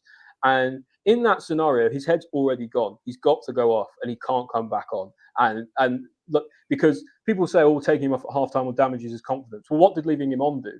Especially because now he just got specifically booed. If he got taken off at halftime, that would have never happened, right? I know you don't agree with it, Laurenz, but I thought he was deservedly booed today. I thought he was terrible. No, and I understand the idea of being deservedly booed. My logic is always, though, especially as me, that someone that comes on here after games and speaks about rating players, I'm like, well, sure, I rate a player on his performance, but booing, like Gareth Bale spoke about this many times in interviews because he had to endure a lot of booing at Real Madrid, and he was like, well, I might do something wrong, but I'm clearly trying to do my best. It might not work. That's the thing with Sterling. You could argue Sterling isn't trying to do his best, but that was one of the last things I wanted to say on him today. Sorry, I'll let you say that in just a second, Ollie. For me, today, first the penalty, but especially after he missed the 1v1, I saw him at least frustrated at himself and annoyed that he screwed it up, because usually when he messes up, like last week when he didn't square it against Wolves, he didn't even seem upset. Like he was just like, okay, keep going. Which part of it is also good because that, like, don't let it get to your head. But also, if you do things that badly, like, I want you to be annoyed at yourself. Like it just makes you look like you care a bit more. And he did do that. At least I don't know. I'm not even clutching a sword. I'm mentioning tiny things here, but that was. I prefer him. At least he was a bit annoyed, and like Dimitar touched on earlier, I thought I liked how Mudryk straight after the pen, and then after the assist, a lot of the other players came. Also, Sterling reacted very, very strong to the goal going in after his assist. He was clearly happy that he did something right. So yeah.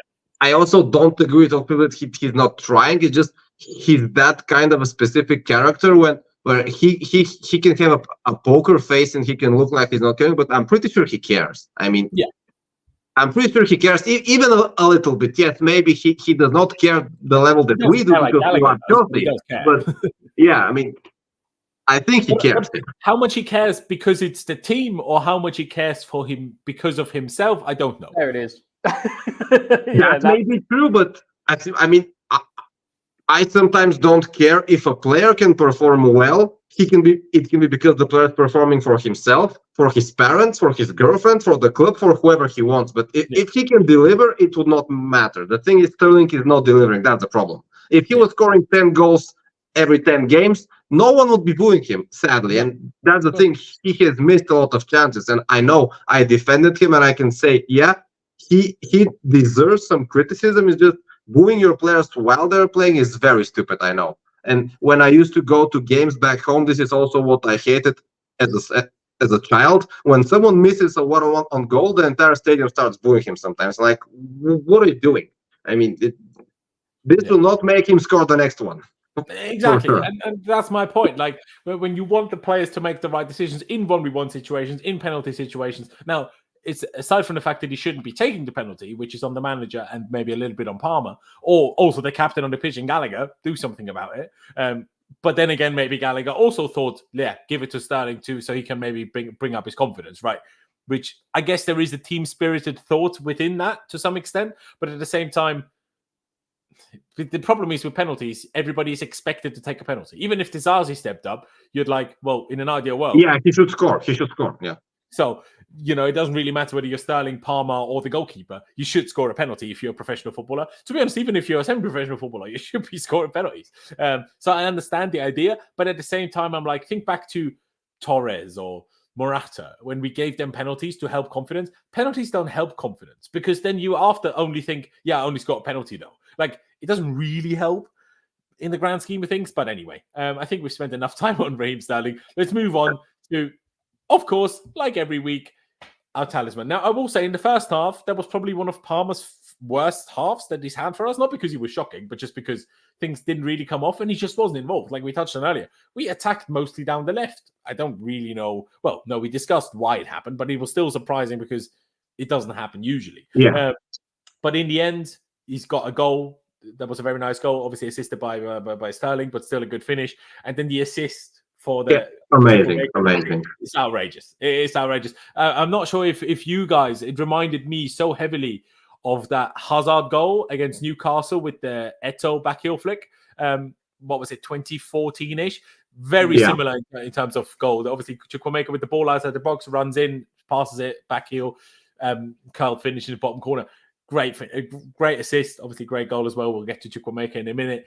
In the grand scheme of things, Cole Palmer, what will I give him? 84% passing accuracy. It's decent. Okay, crosses 0 out of 4. But accurate long balls, 5 out of 8.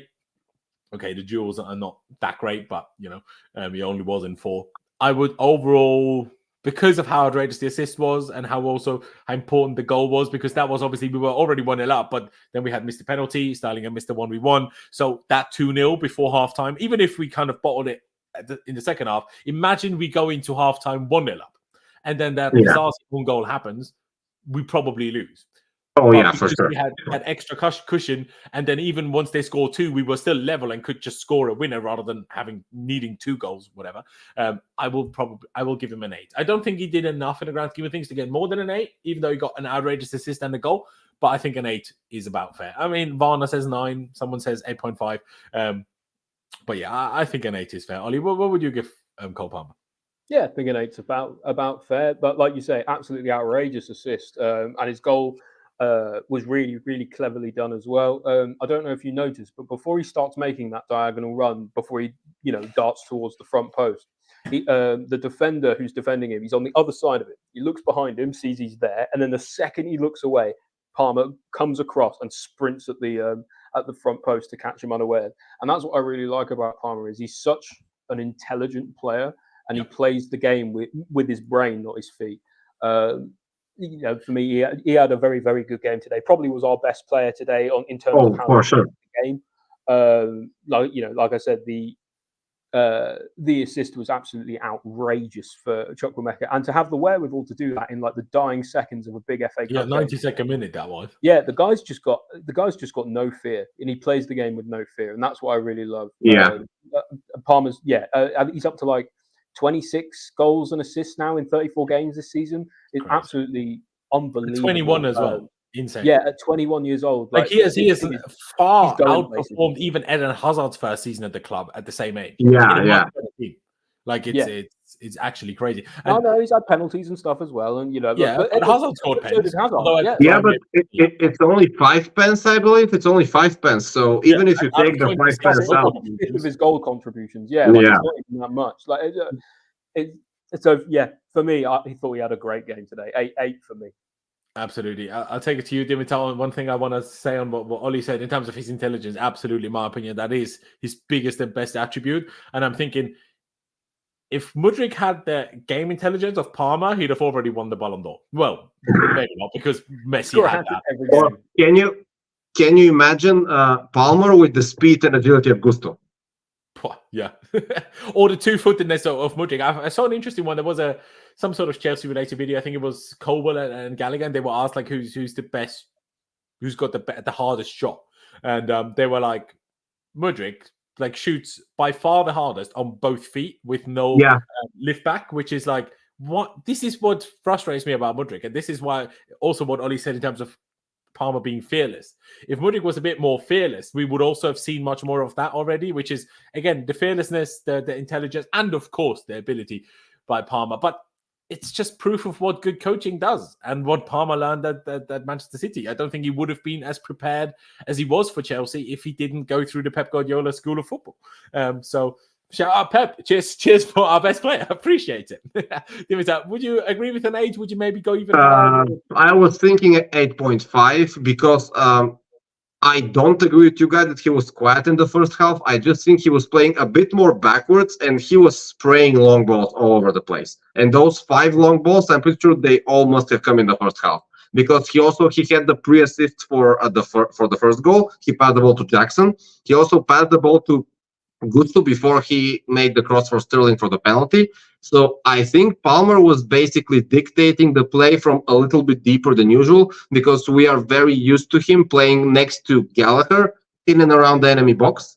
And now he was just playing around the halfway line, around the halfway circle, which was kind of interesting to see that he was doing fine in that position as well.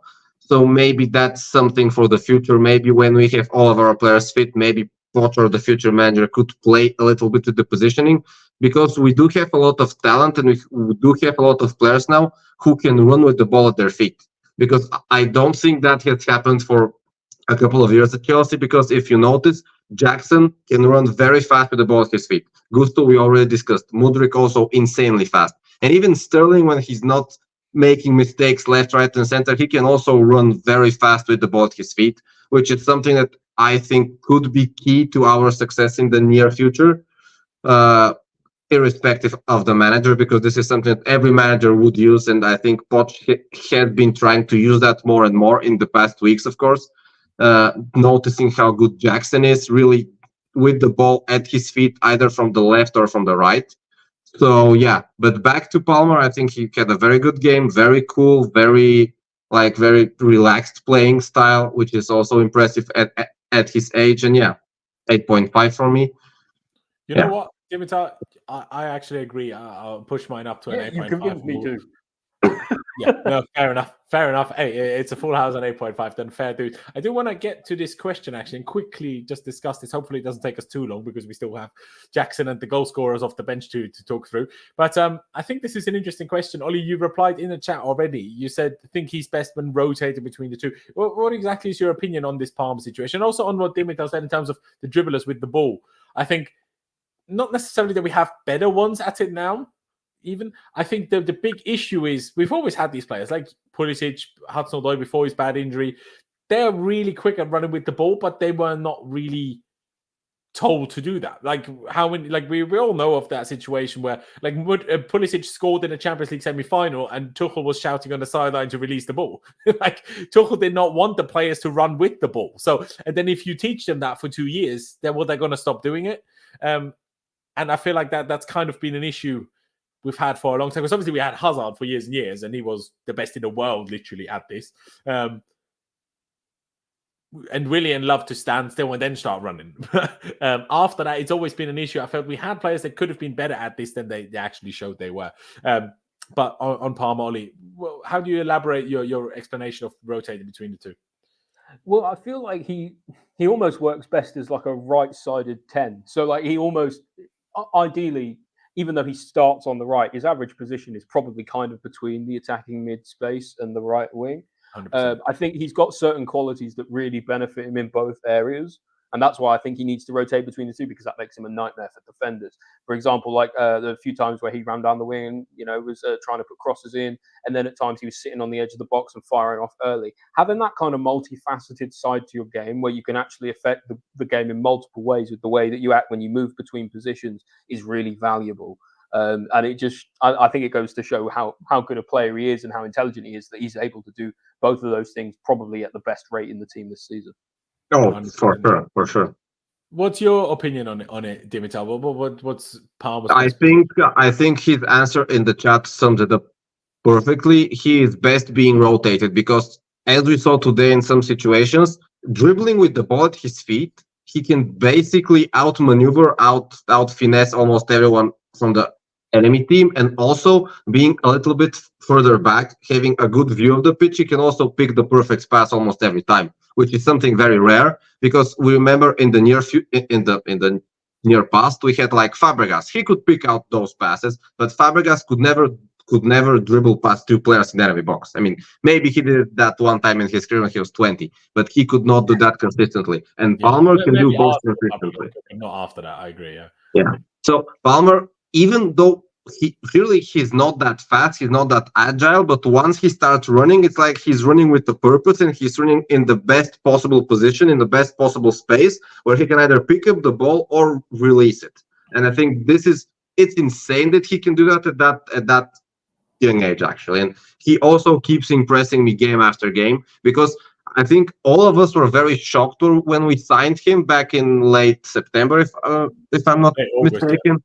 Yeah, late August. And now he's basically, without him, we would have been 15th. And we would have rotated between probably 3 managers already. Yeah, literally. Or try to sign some random ass right winger, probably Rafinha from Barcelona for 300 million in January. Or like we would have bought like Ryan Cherky or something. It doesn't really work with Pochettino at all in terms of like what he likes to do with the press. Or Chelsea might have bought Jordan Ibe. Sounds like a Chelsea thing to do. To just pull him out the back. But I agree with what you both said. Honestly, at the beginning of the season, I was quite adamant that I want Cole Palmer to be the 10 and not the right winger. But obviously, I mean, I thought that before I saw much of him play, right? Now that I've seen him play for us this season, I'm like, clearly it's the rotation between the two. Honestly, his best position is probably the right attacker in a 3-4-3. Arguably, that is probably his perfect position. But then again, with how attacking Gusto or Reece James, if he ever is fit, with the right back being so attacking anyway, it's essentially like that. Like, obviously, we have a lot of emojis and ratings around, so it's a bit difficult now to create a 4 next to each other. But essentially, obviously, we kind of attack like this. Yeah. And then it's just a question. Some games, the left back creates a 3 here, and some games, the left back creates a 3 here. So it's just a question of, do you do a 2-3-5 or do you do a 3-2-5? But without spreading it around too much, this is where Palmer is best. He can then drop deep, like Dimitar explained on. He can go in and get his goal contributions, which he obviously always does. Just a phenomenal player. The one thing I want to touch on is pace. Is like, I can't remember which one of you said it in terms of his run for the goal that he scored. Yeah, it was a perfect run. Yeah, it was. Not only was it a perfect run, but I felt that kind of run shows that Palmer is actually quicker than we give him credit for sometimes. You know what you just explained, Dimitar, in terms of he doesn't look agile. The thing is, he's not as agile as Gusto, but I'm sure he can run at a nice speed. I mean, because he's like 6 foot. Because he's that's all. Yeah, he's taller. He looks a little bit more gangly and awkward when he runs, but he's got long strides and actually got a very deft touch. So. Exactly, but what I wanted to say is, I think it's just his acceleration, and he's not one of these guys that is very quick when he's running with the ball. But I think he has a bit of a Kai Havertz gene in him, that when he goes full pelt at longer distances, he's actually quick. Once he gets to that top speed, he can maintain it maybe for 20, 30 yards, which is nice. Because he's got long legs. So then once you've got long legs, if you can take big strides, you're going to be fairly quick. Yeah. We move on. And also, can I just say something? In the modern game, it's not only the position, it's the role you play. So Palmer may be the position on the pitch of the right winger, but sometimes he will play the role of the 10, sometimes he will play the role of the right midfielder. So players are not bound to positions like they were maybe 20 years ago. Yeah, exactly. And these are the kind of comments. Who spoke about better or worse or as good? All I said was in terms of how they're running. I didn't talk about how it's been good or better or anything. He's obsessed with fucking Havertz, man. It's okay. He was a quick player in sprinting, and he was slow in acceleration. Same as Palmer. That's all I'm saying. And we move on to Nicholas Jackson, the last of the starting 11. And I thought, considering he only had an assist today, he was really good. He was really good. He should have scored that one when the ball fell to him in the box and he was leaning back and put it over. But otherwise, his assist was very, very nice. Obviously, it was early in the game, but then he phased out a little bit more. But he was involved in, I think you explained it earlier, Dimitar, in terms of how he had the layoff and then the Caicedo through ball to Sterling. He's really good at those things. It's just his finishing sometimes. Honestly, everything else, but he's starting especially to as the season goes on, he's really good. But I think he's also getting a bit better. I think that the Jackson we're seeing now is a bit different than what we saw in, let's say, the first 5 games. Because now what we're seeing now is like Jackson 1.5, and it's making like a massive difference because he was already good at quite a lot of things as part of his game. That part of his game has actually improved a little bit as well. But then he's scoring a few more goals. He's linking up the play. I really like how he is with his back to goal and actually close control with his feet because he's able to lay the ball off. Or he's able to use his body, hold people off, really like create opportunities for us in the game in a way that no one else in the squad can. And that's so valuable, man. I mean, just the way he created the Mudryk goal last game, he ran on the left, he kept the ball and made the pass. Today, he ran on the right, he kept the ball, he find out the perfect space and made the pass for the goal, for the first goal. So this is a very rare quality in a modern center forward. Of course, he's not a classical type heavy center forward, he's more agile, but I think he is improving his play in terms that he understands better when to make those runs from the wing, either from the left or from the right. And if he can keep improving on that, and maybe we see a Jackson 1.75 until the end of the season, or maybe even next year, it's going to be very Michael Jackson. Honestly, the way Jackson is as a player, if you had a winger like Salah around him, who's like a goal machine winger, Jackson is almost like the perfect striker for that. He will get goals, and obviously he is I think in all competitions still our highest goal scorer. Maybe Palmer has more actually, but still up there. But if Jackson is your striker, and obviously I think we will still try to sign Osimhen, whether it happens or not, different question. We'll have to wait and see. But if he had a high-scoring winger around him, I think Jackson would be almost a perfect striker. The problem is that we don't have that because Sterling was that at City, but in a different way. Why don't we just buy Tony and Jackson can be the scoring winger type inverted forward next to Tony? Scoring winger type. I think he'd be a good winger, but I don't think he'd get 20 goals as a winger. Well, but if we get a striker that can score 15 goals and if we get a winger that can score 10 goals, I think that would also be fine. No, maybe not title winning, fine, but at least top 4 or top 3 material, fine. I mean, I agree with that. But would I want Jackson as a left winger all the time? I'm not sure I would. Well, maybe not all the time, but if we have the option of someone like Tony, let's say, and we have Jackson, then we can rotate. We can maybe sometimes play Jackson through the middle. We can play Tony on the middle. We can play Jackson on the right, on the left. Options is what we need for next year because this year we don't have options. We are basically forced to play the same starting 11, and Poch has maybe 2 choices every week, which is either play Sterling or Madueke or either play Sterling or Mudryk. He has no other choices. I mean, literally. A lot with the injuries, you're right about that. Yeah. Just back to Jackson real quick.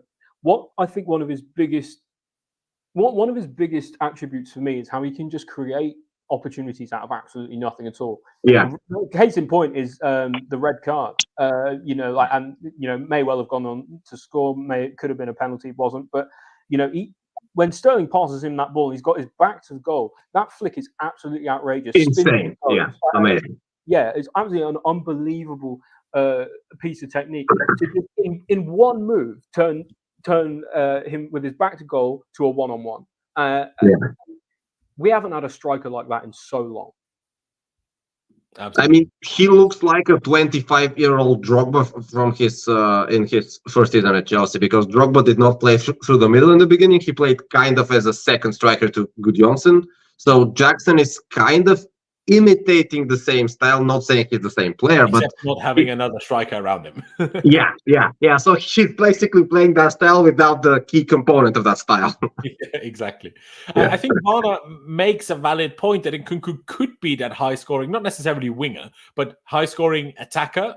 Because he scored 30+ goals, I think, in 2 seasons. Yeah, that could be it as well. Yeah. So, but it's just if he's never fit, like it's one of those. Do you know what I mean? Like it's I don't know, bloody.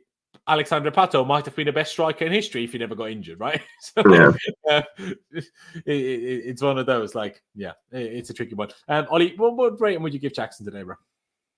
Jackson gets 7.5 for me.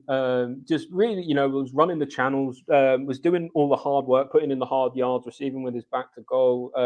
Like you say, got an assist, probably should have scored as well. But he's getting himself into more of those opportunities. I really rate his mentality as well. He said in an interview a little while ago how at the start of the season he was kind of affected by what things the fans said or the media speculation around him and stuff. He says it doesn't bother him anymore. Like what we're looking at is like a guy who's got a second chance. Like he's one of those players, a little bit like Rudiger, who came from a dirt poor background. He's got a second chance, and those are really valuable players because they won't let you down when the time comes, and he's proving it. So for me, 7.5, great today. Fair dues. The only thing I'll say is I don't think we should compare really poor from Germany to really poor from Senegal. No, very different. But you're right, obviously. I think a 7.5 is spot on, to be honest. It's probably what I would have gone with. Dimitar, would you go 7.5 too? I think 8 because I think he was maybe the second best player on the pitch on par with Gusto in an attacking sense, I believe. And I also agree he could have had a goal. Maybe the only slight criticism I have for him is when he won that penalty / red card / free kick, he should have squared the ball to Palmer. Yeah. If that was Sterling, everyone would be on his back for not passing the ball to Palmer because Palmer would have scored that instantly. The difference is, bro, if Sterling got the other person that's sent off or maybe a penalty, right? That's different to him just missing. I know. The thing is that, I mean, in general, in that situation, you almost always want the striker to just make the pass. Even though it worked out better because we got the red card, I think that's only... He could work in his decision-making because naturally, on the ball, instinctively, he is very talented as well. He is very smooth on the ball. His first touch is a lot better than what I expected, and I think it's getting also a bit better during the season because in the beginning of the season he had no idea where to stand at the Chelsea center forward, and now he understands, okay, the center forward role is basically like a glass house. It doesn't exist. So I play where the ball is, and I play where Palmer is passing the ball to, and he's been doing that basically. So it's been working better for him. Yeah. So I'm gonna say an 8 because I think he was our second most dangerous player in attack, basically on par with Gusto. Yeah, I hear. I'm going to stick to a 7.5 because of the missed chance. Okay, because I mean, if the other 2 goals don't happen after that, Jackson misses why we don't win, right? Obviously, in the end, it didn't matter. Is true. But as a striker, you should score that, I feel like. But anyway, let's get to the subs. The 2 subs. Chukwuemeka is back, and it felt like today, I was back at playing West Ham away before he got injured. It basically deleted everything that happened between March 17th and September 3rd or whenever that game against West Ham was.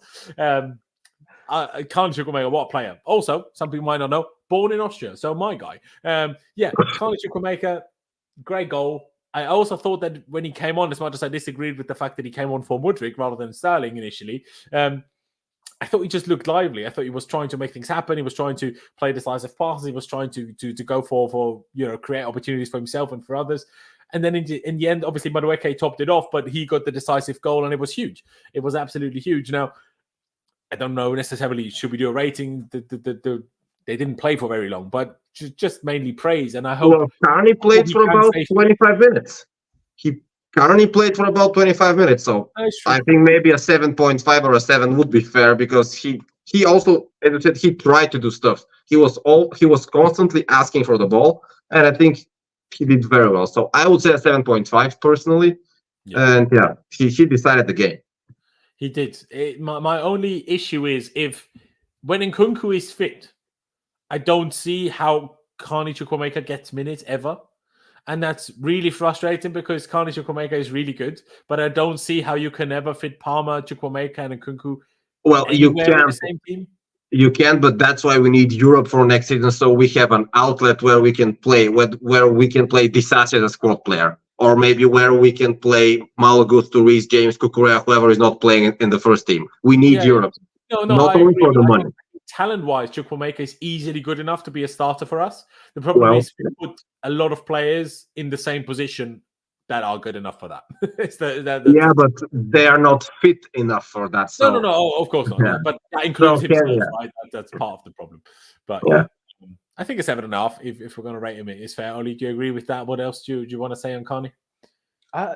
Carney has this really ethereal quality where he has the ability to sort of really make little combinations of moves happen, little 1-2s, little passes, little movements, and he seems to be able to almost anticipates what his teammate is going to do before they do it, and that is a really, really valuable thing in my view. I thought he was really good today. Obviously, his goal is good. Obviously he should score from there, but it's cleanly taken. It's a nice little give. Oh, it was a phenomenal finish as well. It was a phenomenal finish. Yeah, through the legs of the keeper was very good, and just overall, I thought he had a very good game today. 7.5, that works. Fair dues. I think Madueke, he came on 80-something minute. Don't know if we want to, because I don't know what he did. He tried one nutmeg and then lost the ball, and otherwise he scored a phenomenal goal. Now, Aaron in the chat said the defender got a slight deflection on it, which made it loop the way it did. I saw 3 replays. I never saw the defender touch the ball. A friend of mine also told me that. I did not see a deflection. So I also did not see a deflection. Exactly. So I just think it's an absolute weldie, and up there with goal of the season for us, if I'm honest. Because, he gets Gallagher out of 10. What's goal of the season contenders? Enzo's free kick and the Palmer goal against Luton when he does the little ball roll. I think those. And maybe Disasi's own goal from today. That's also goal of the season contention. Yeah, that is up there as well. But I think otherwise it's genuinely up there. What a goal it was. So big up you, Madueke. I do think very often, I'm one of the victims of Pochettino's Sterling fetish, if I'm honest, because if Sterling was treated as harshly as Madueke was in the beginning of the season for going partying while injured, well then who knows if he wouldn't already be even better. Does Madueke have his issues in terms of maybe being a bit selfish sometimes, being very heavily one-footed? The fact that he runs around like a clown with his feet like that all the time makes his balance not ideal, like purely from a physiological point of view. But the way, there's very few wingers that are as quick, agile, and strong as a combination as Madueke is. Even his goal, the way he shimmered it around the one defender, and the defender pushed into him, and he kind of just used the push of the defender to gain more speed. And so many defenders. Exactly. So many wingers will fall over or slow down the play, but he's very different to Hazard. Hazard had all his Hazard just bounced players off with his arse, right? The same as Sterling when he's at his peak. But Madueke is just built for a winger. He's just quite a big guy. Madueke kind of looks like Bale dribbling past players. I know they're completely different, but Bale used to do that. When someone used to get a shoulder on Bale just used him as a speeding bump, and he just started dribbling faster. It's the 100%. same.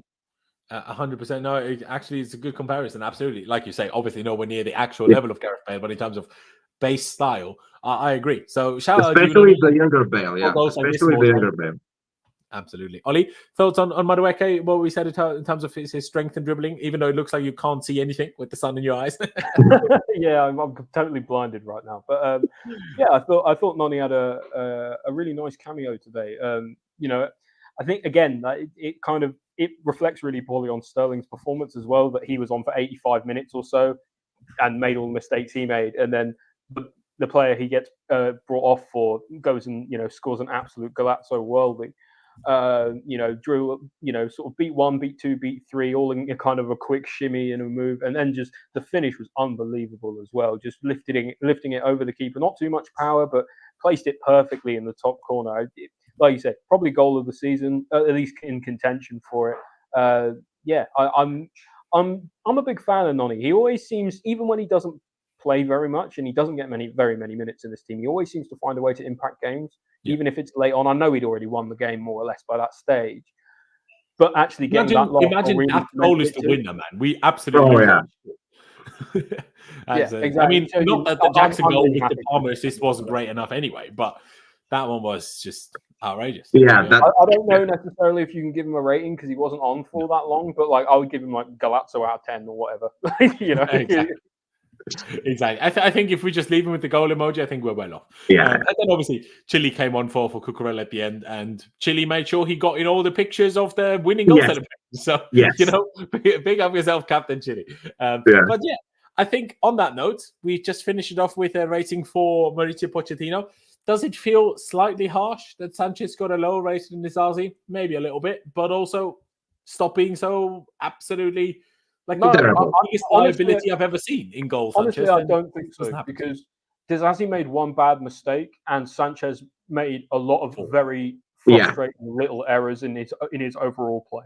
Yeah, Sanchez got lucky that he did not get punished for his mistakes. The thing is, Disasi made one mistake, it got punished. That happens. But Sanchez made maybe 2 or 3 very sus decisions. Very. Yes, absolutely. On Pochettino then, Ollie, why don't you go first? What would you give Poch today? How would you summarize what the manager did? It's a really tough one because we came out. The team was set up well. Like you say, he doesn't have very many options at the moment. Pochettino with the injuries and stuff, getting a few more back slowly, and maybe that will change our opinions a little bit in time as well. But it felt to me that we came out of the traps and we were really firing and we were really roaring. We were doing really well. And then it's the same old, same old. We went in at halftime. Whatever Poch has said to them at halftime, they come out, and then the goal goes in, heads drop, and then for that 20 minutes or so, or more or less the whole second half, really, until we got the goals at the end, we looked like we were really struggling. And I'm not necessarily sure how much of that is really down to Pochettino, especially in a game like this one today. But I just can't help but feel that he made a few key errors today, like keeping Sterling on after halftime. I think was a massive mistake, which actually probably did really affect the game more than it should have done. And for that alone, I think he probably gets I'll give him a 5 because I think in the way that he set everyone else out, I think he set them out well enough to be level out at average. But that specific Sterling mistake, making subs late, things like that, frustrates me as well. The way we were set up today just about worked, regardless of Sterling, really. So, I don't know. We kind of won in spite of Poch's tactics, it feels like. Yeah, I do hear that. It's a tricky one. Dimitar, what about you? And what rating would you give Poch?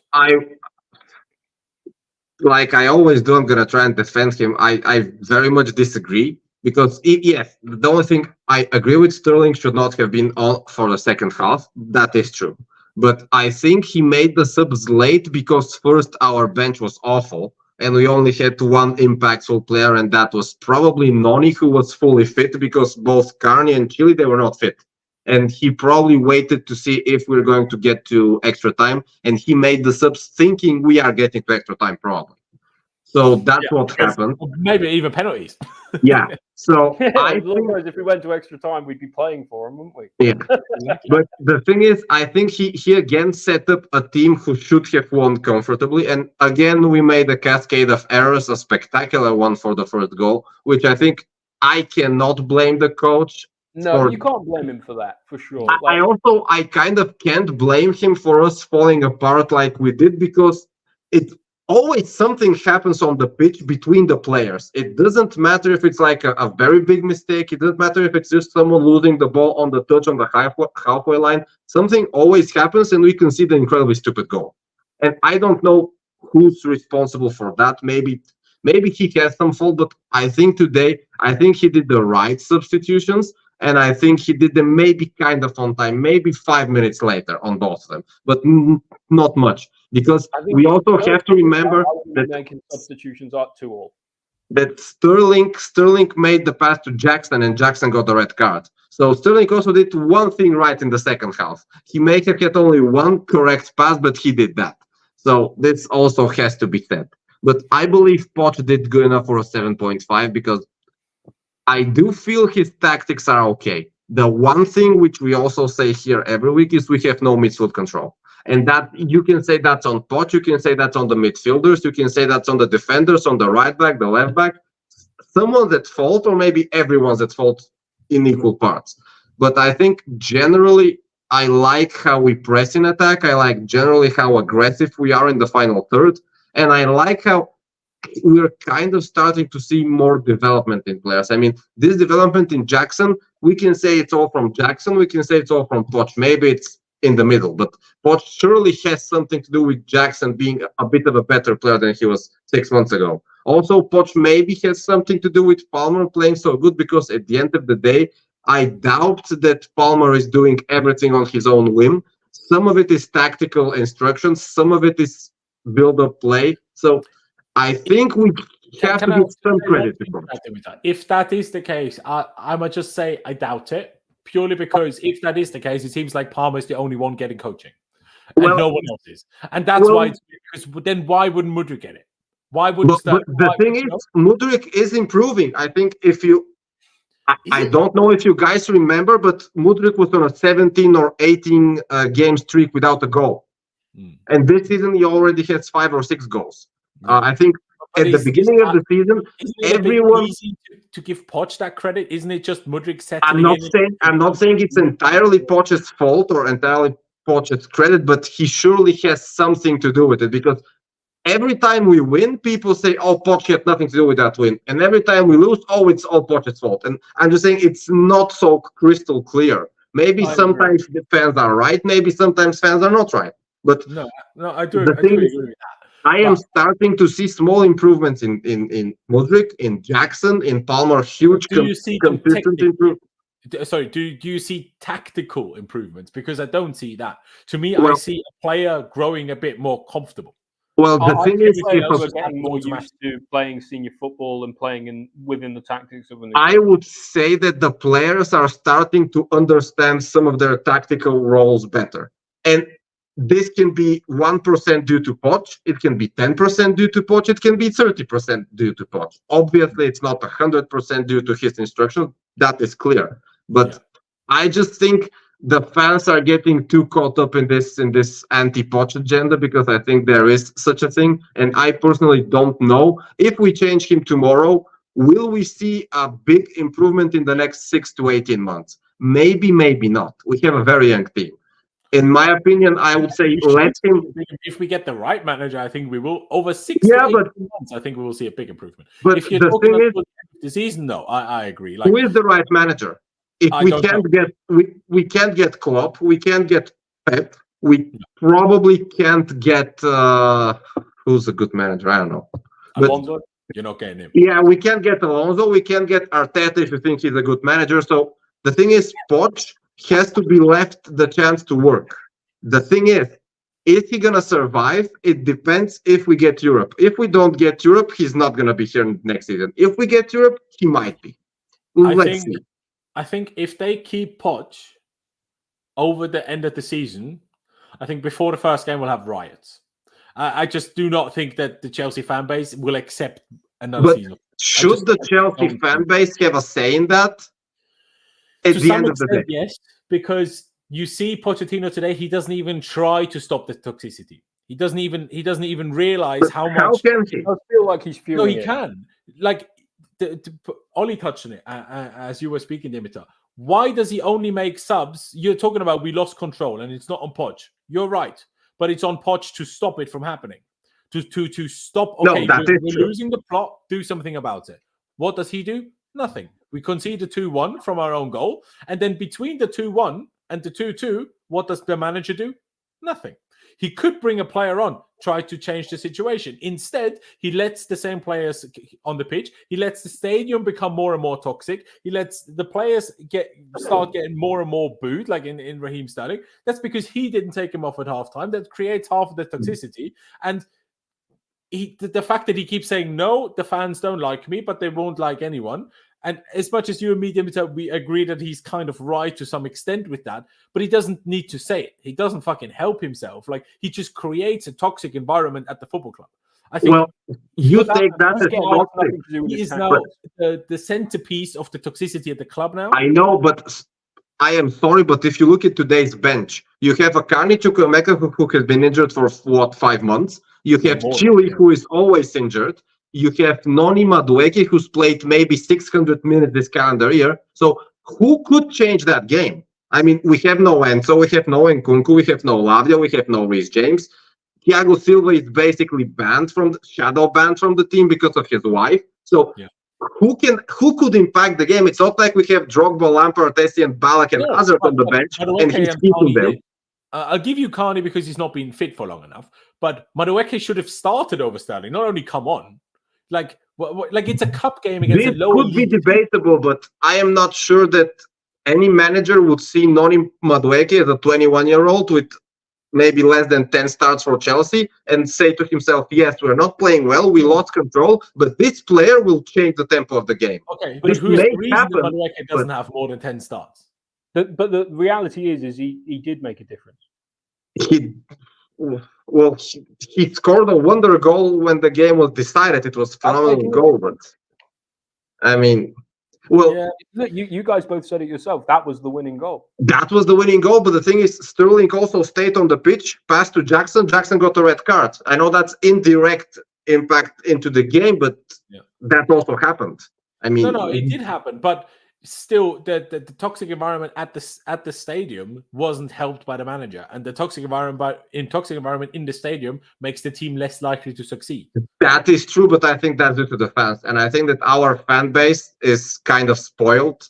And 1,000%. That's not even up for debate. 1,000,000%. But as the manager, if you know that the stadium gets toxic and the toxic stadium makes the players play worse, you need to try your best to let the stadium not get toxic. And I don't feel like he even contemplates that without speaking for Poch, I think his mindset is we should win, and that's how. I mean, he believes personally if he wins the FA Cup, he could win the fans over. I don't know if that's true, but I think he believes that, and I think he will try to do that. The way I see it, Timmy, is that we're like, regardless in a way, a little bit of his tactics, and regardless of the fans, we're 11th. Are the fans supposed to be happy? No, they're not. Yeah, but the thing is, Sterling is not the sole reason we're 11th. Poch is not the sole reason we're 11th. I would say bigger reason than any person individually. Yeah, I agree with that. Well, except maybe Barley, but otherwise. Okay. But yes. See, I get what you're saying, right, Dimitar? But the thing for me is still, just because like you're getting you especially like a lot of your defense was based on we are improving, but the difficult part of the situation that Chelsea are in is that because we built a completely new team, there's so many things happening at the same time.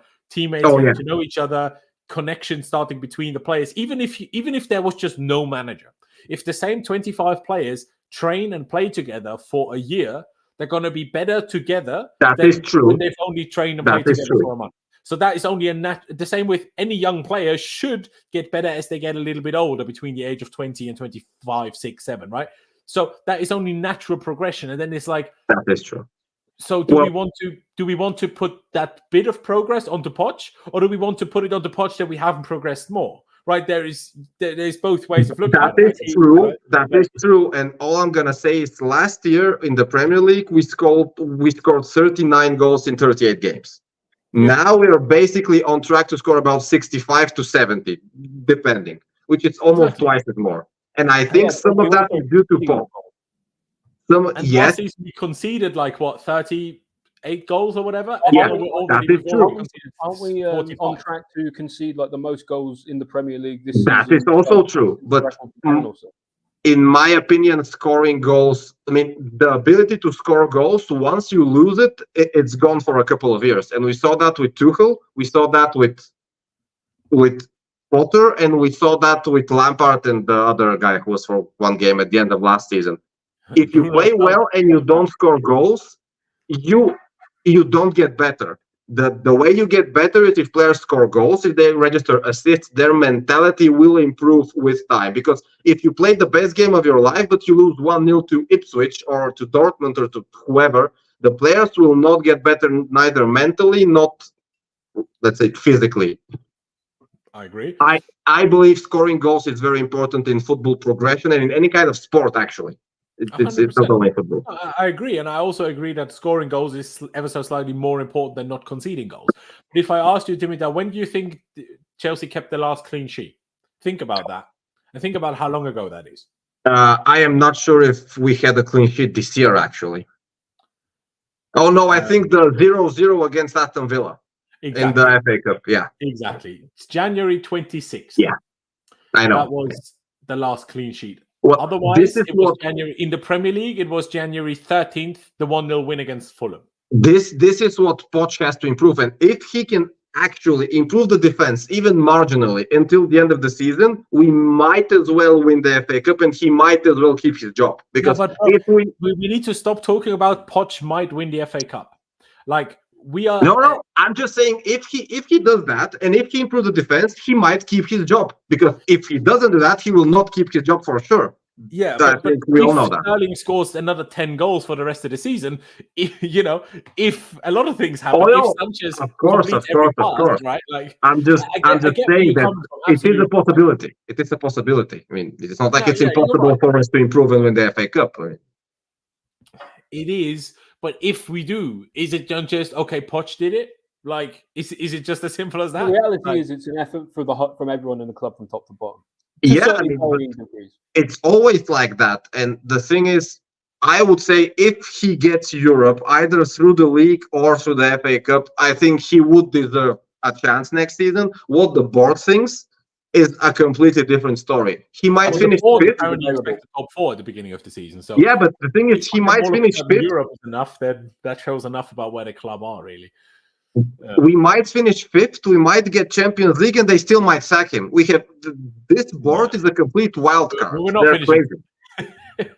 But yeah, no, I get what you're saying. Absolutely, it's like for me, and you clearly just see that differently, and that's absolutely fine.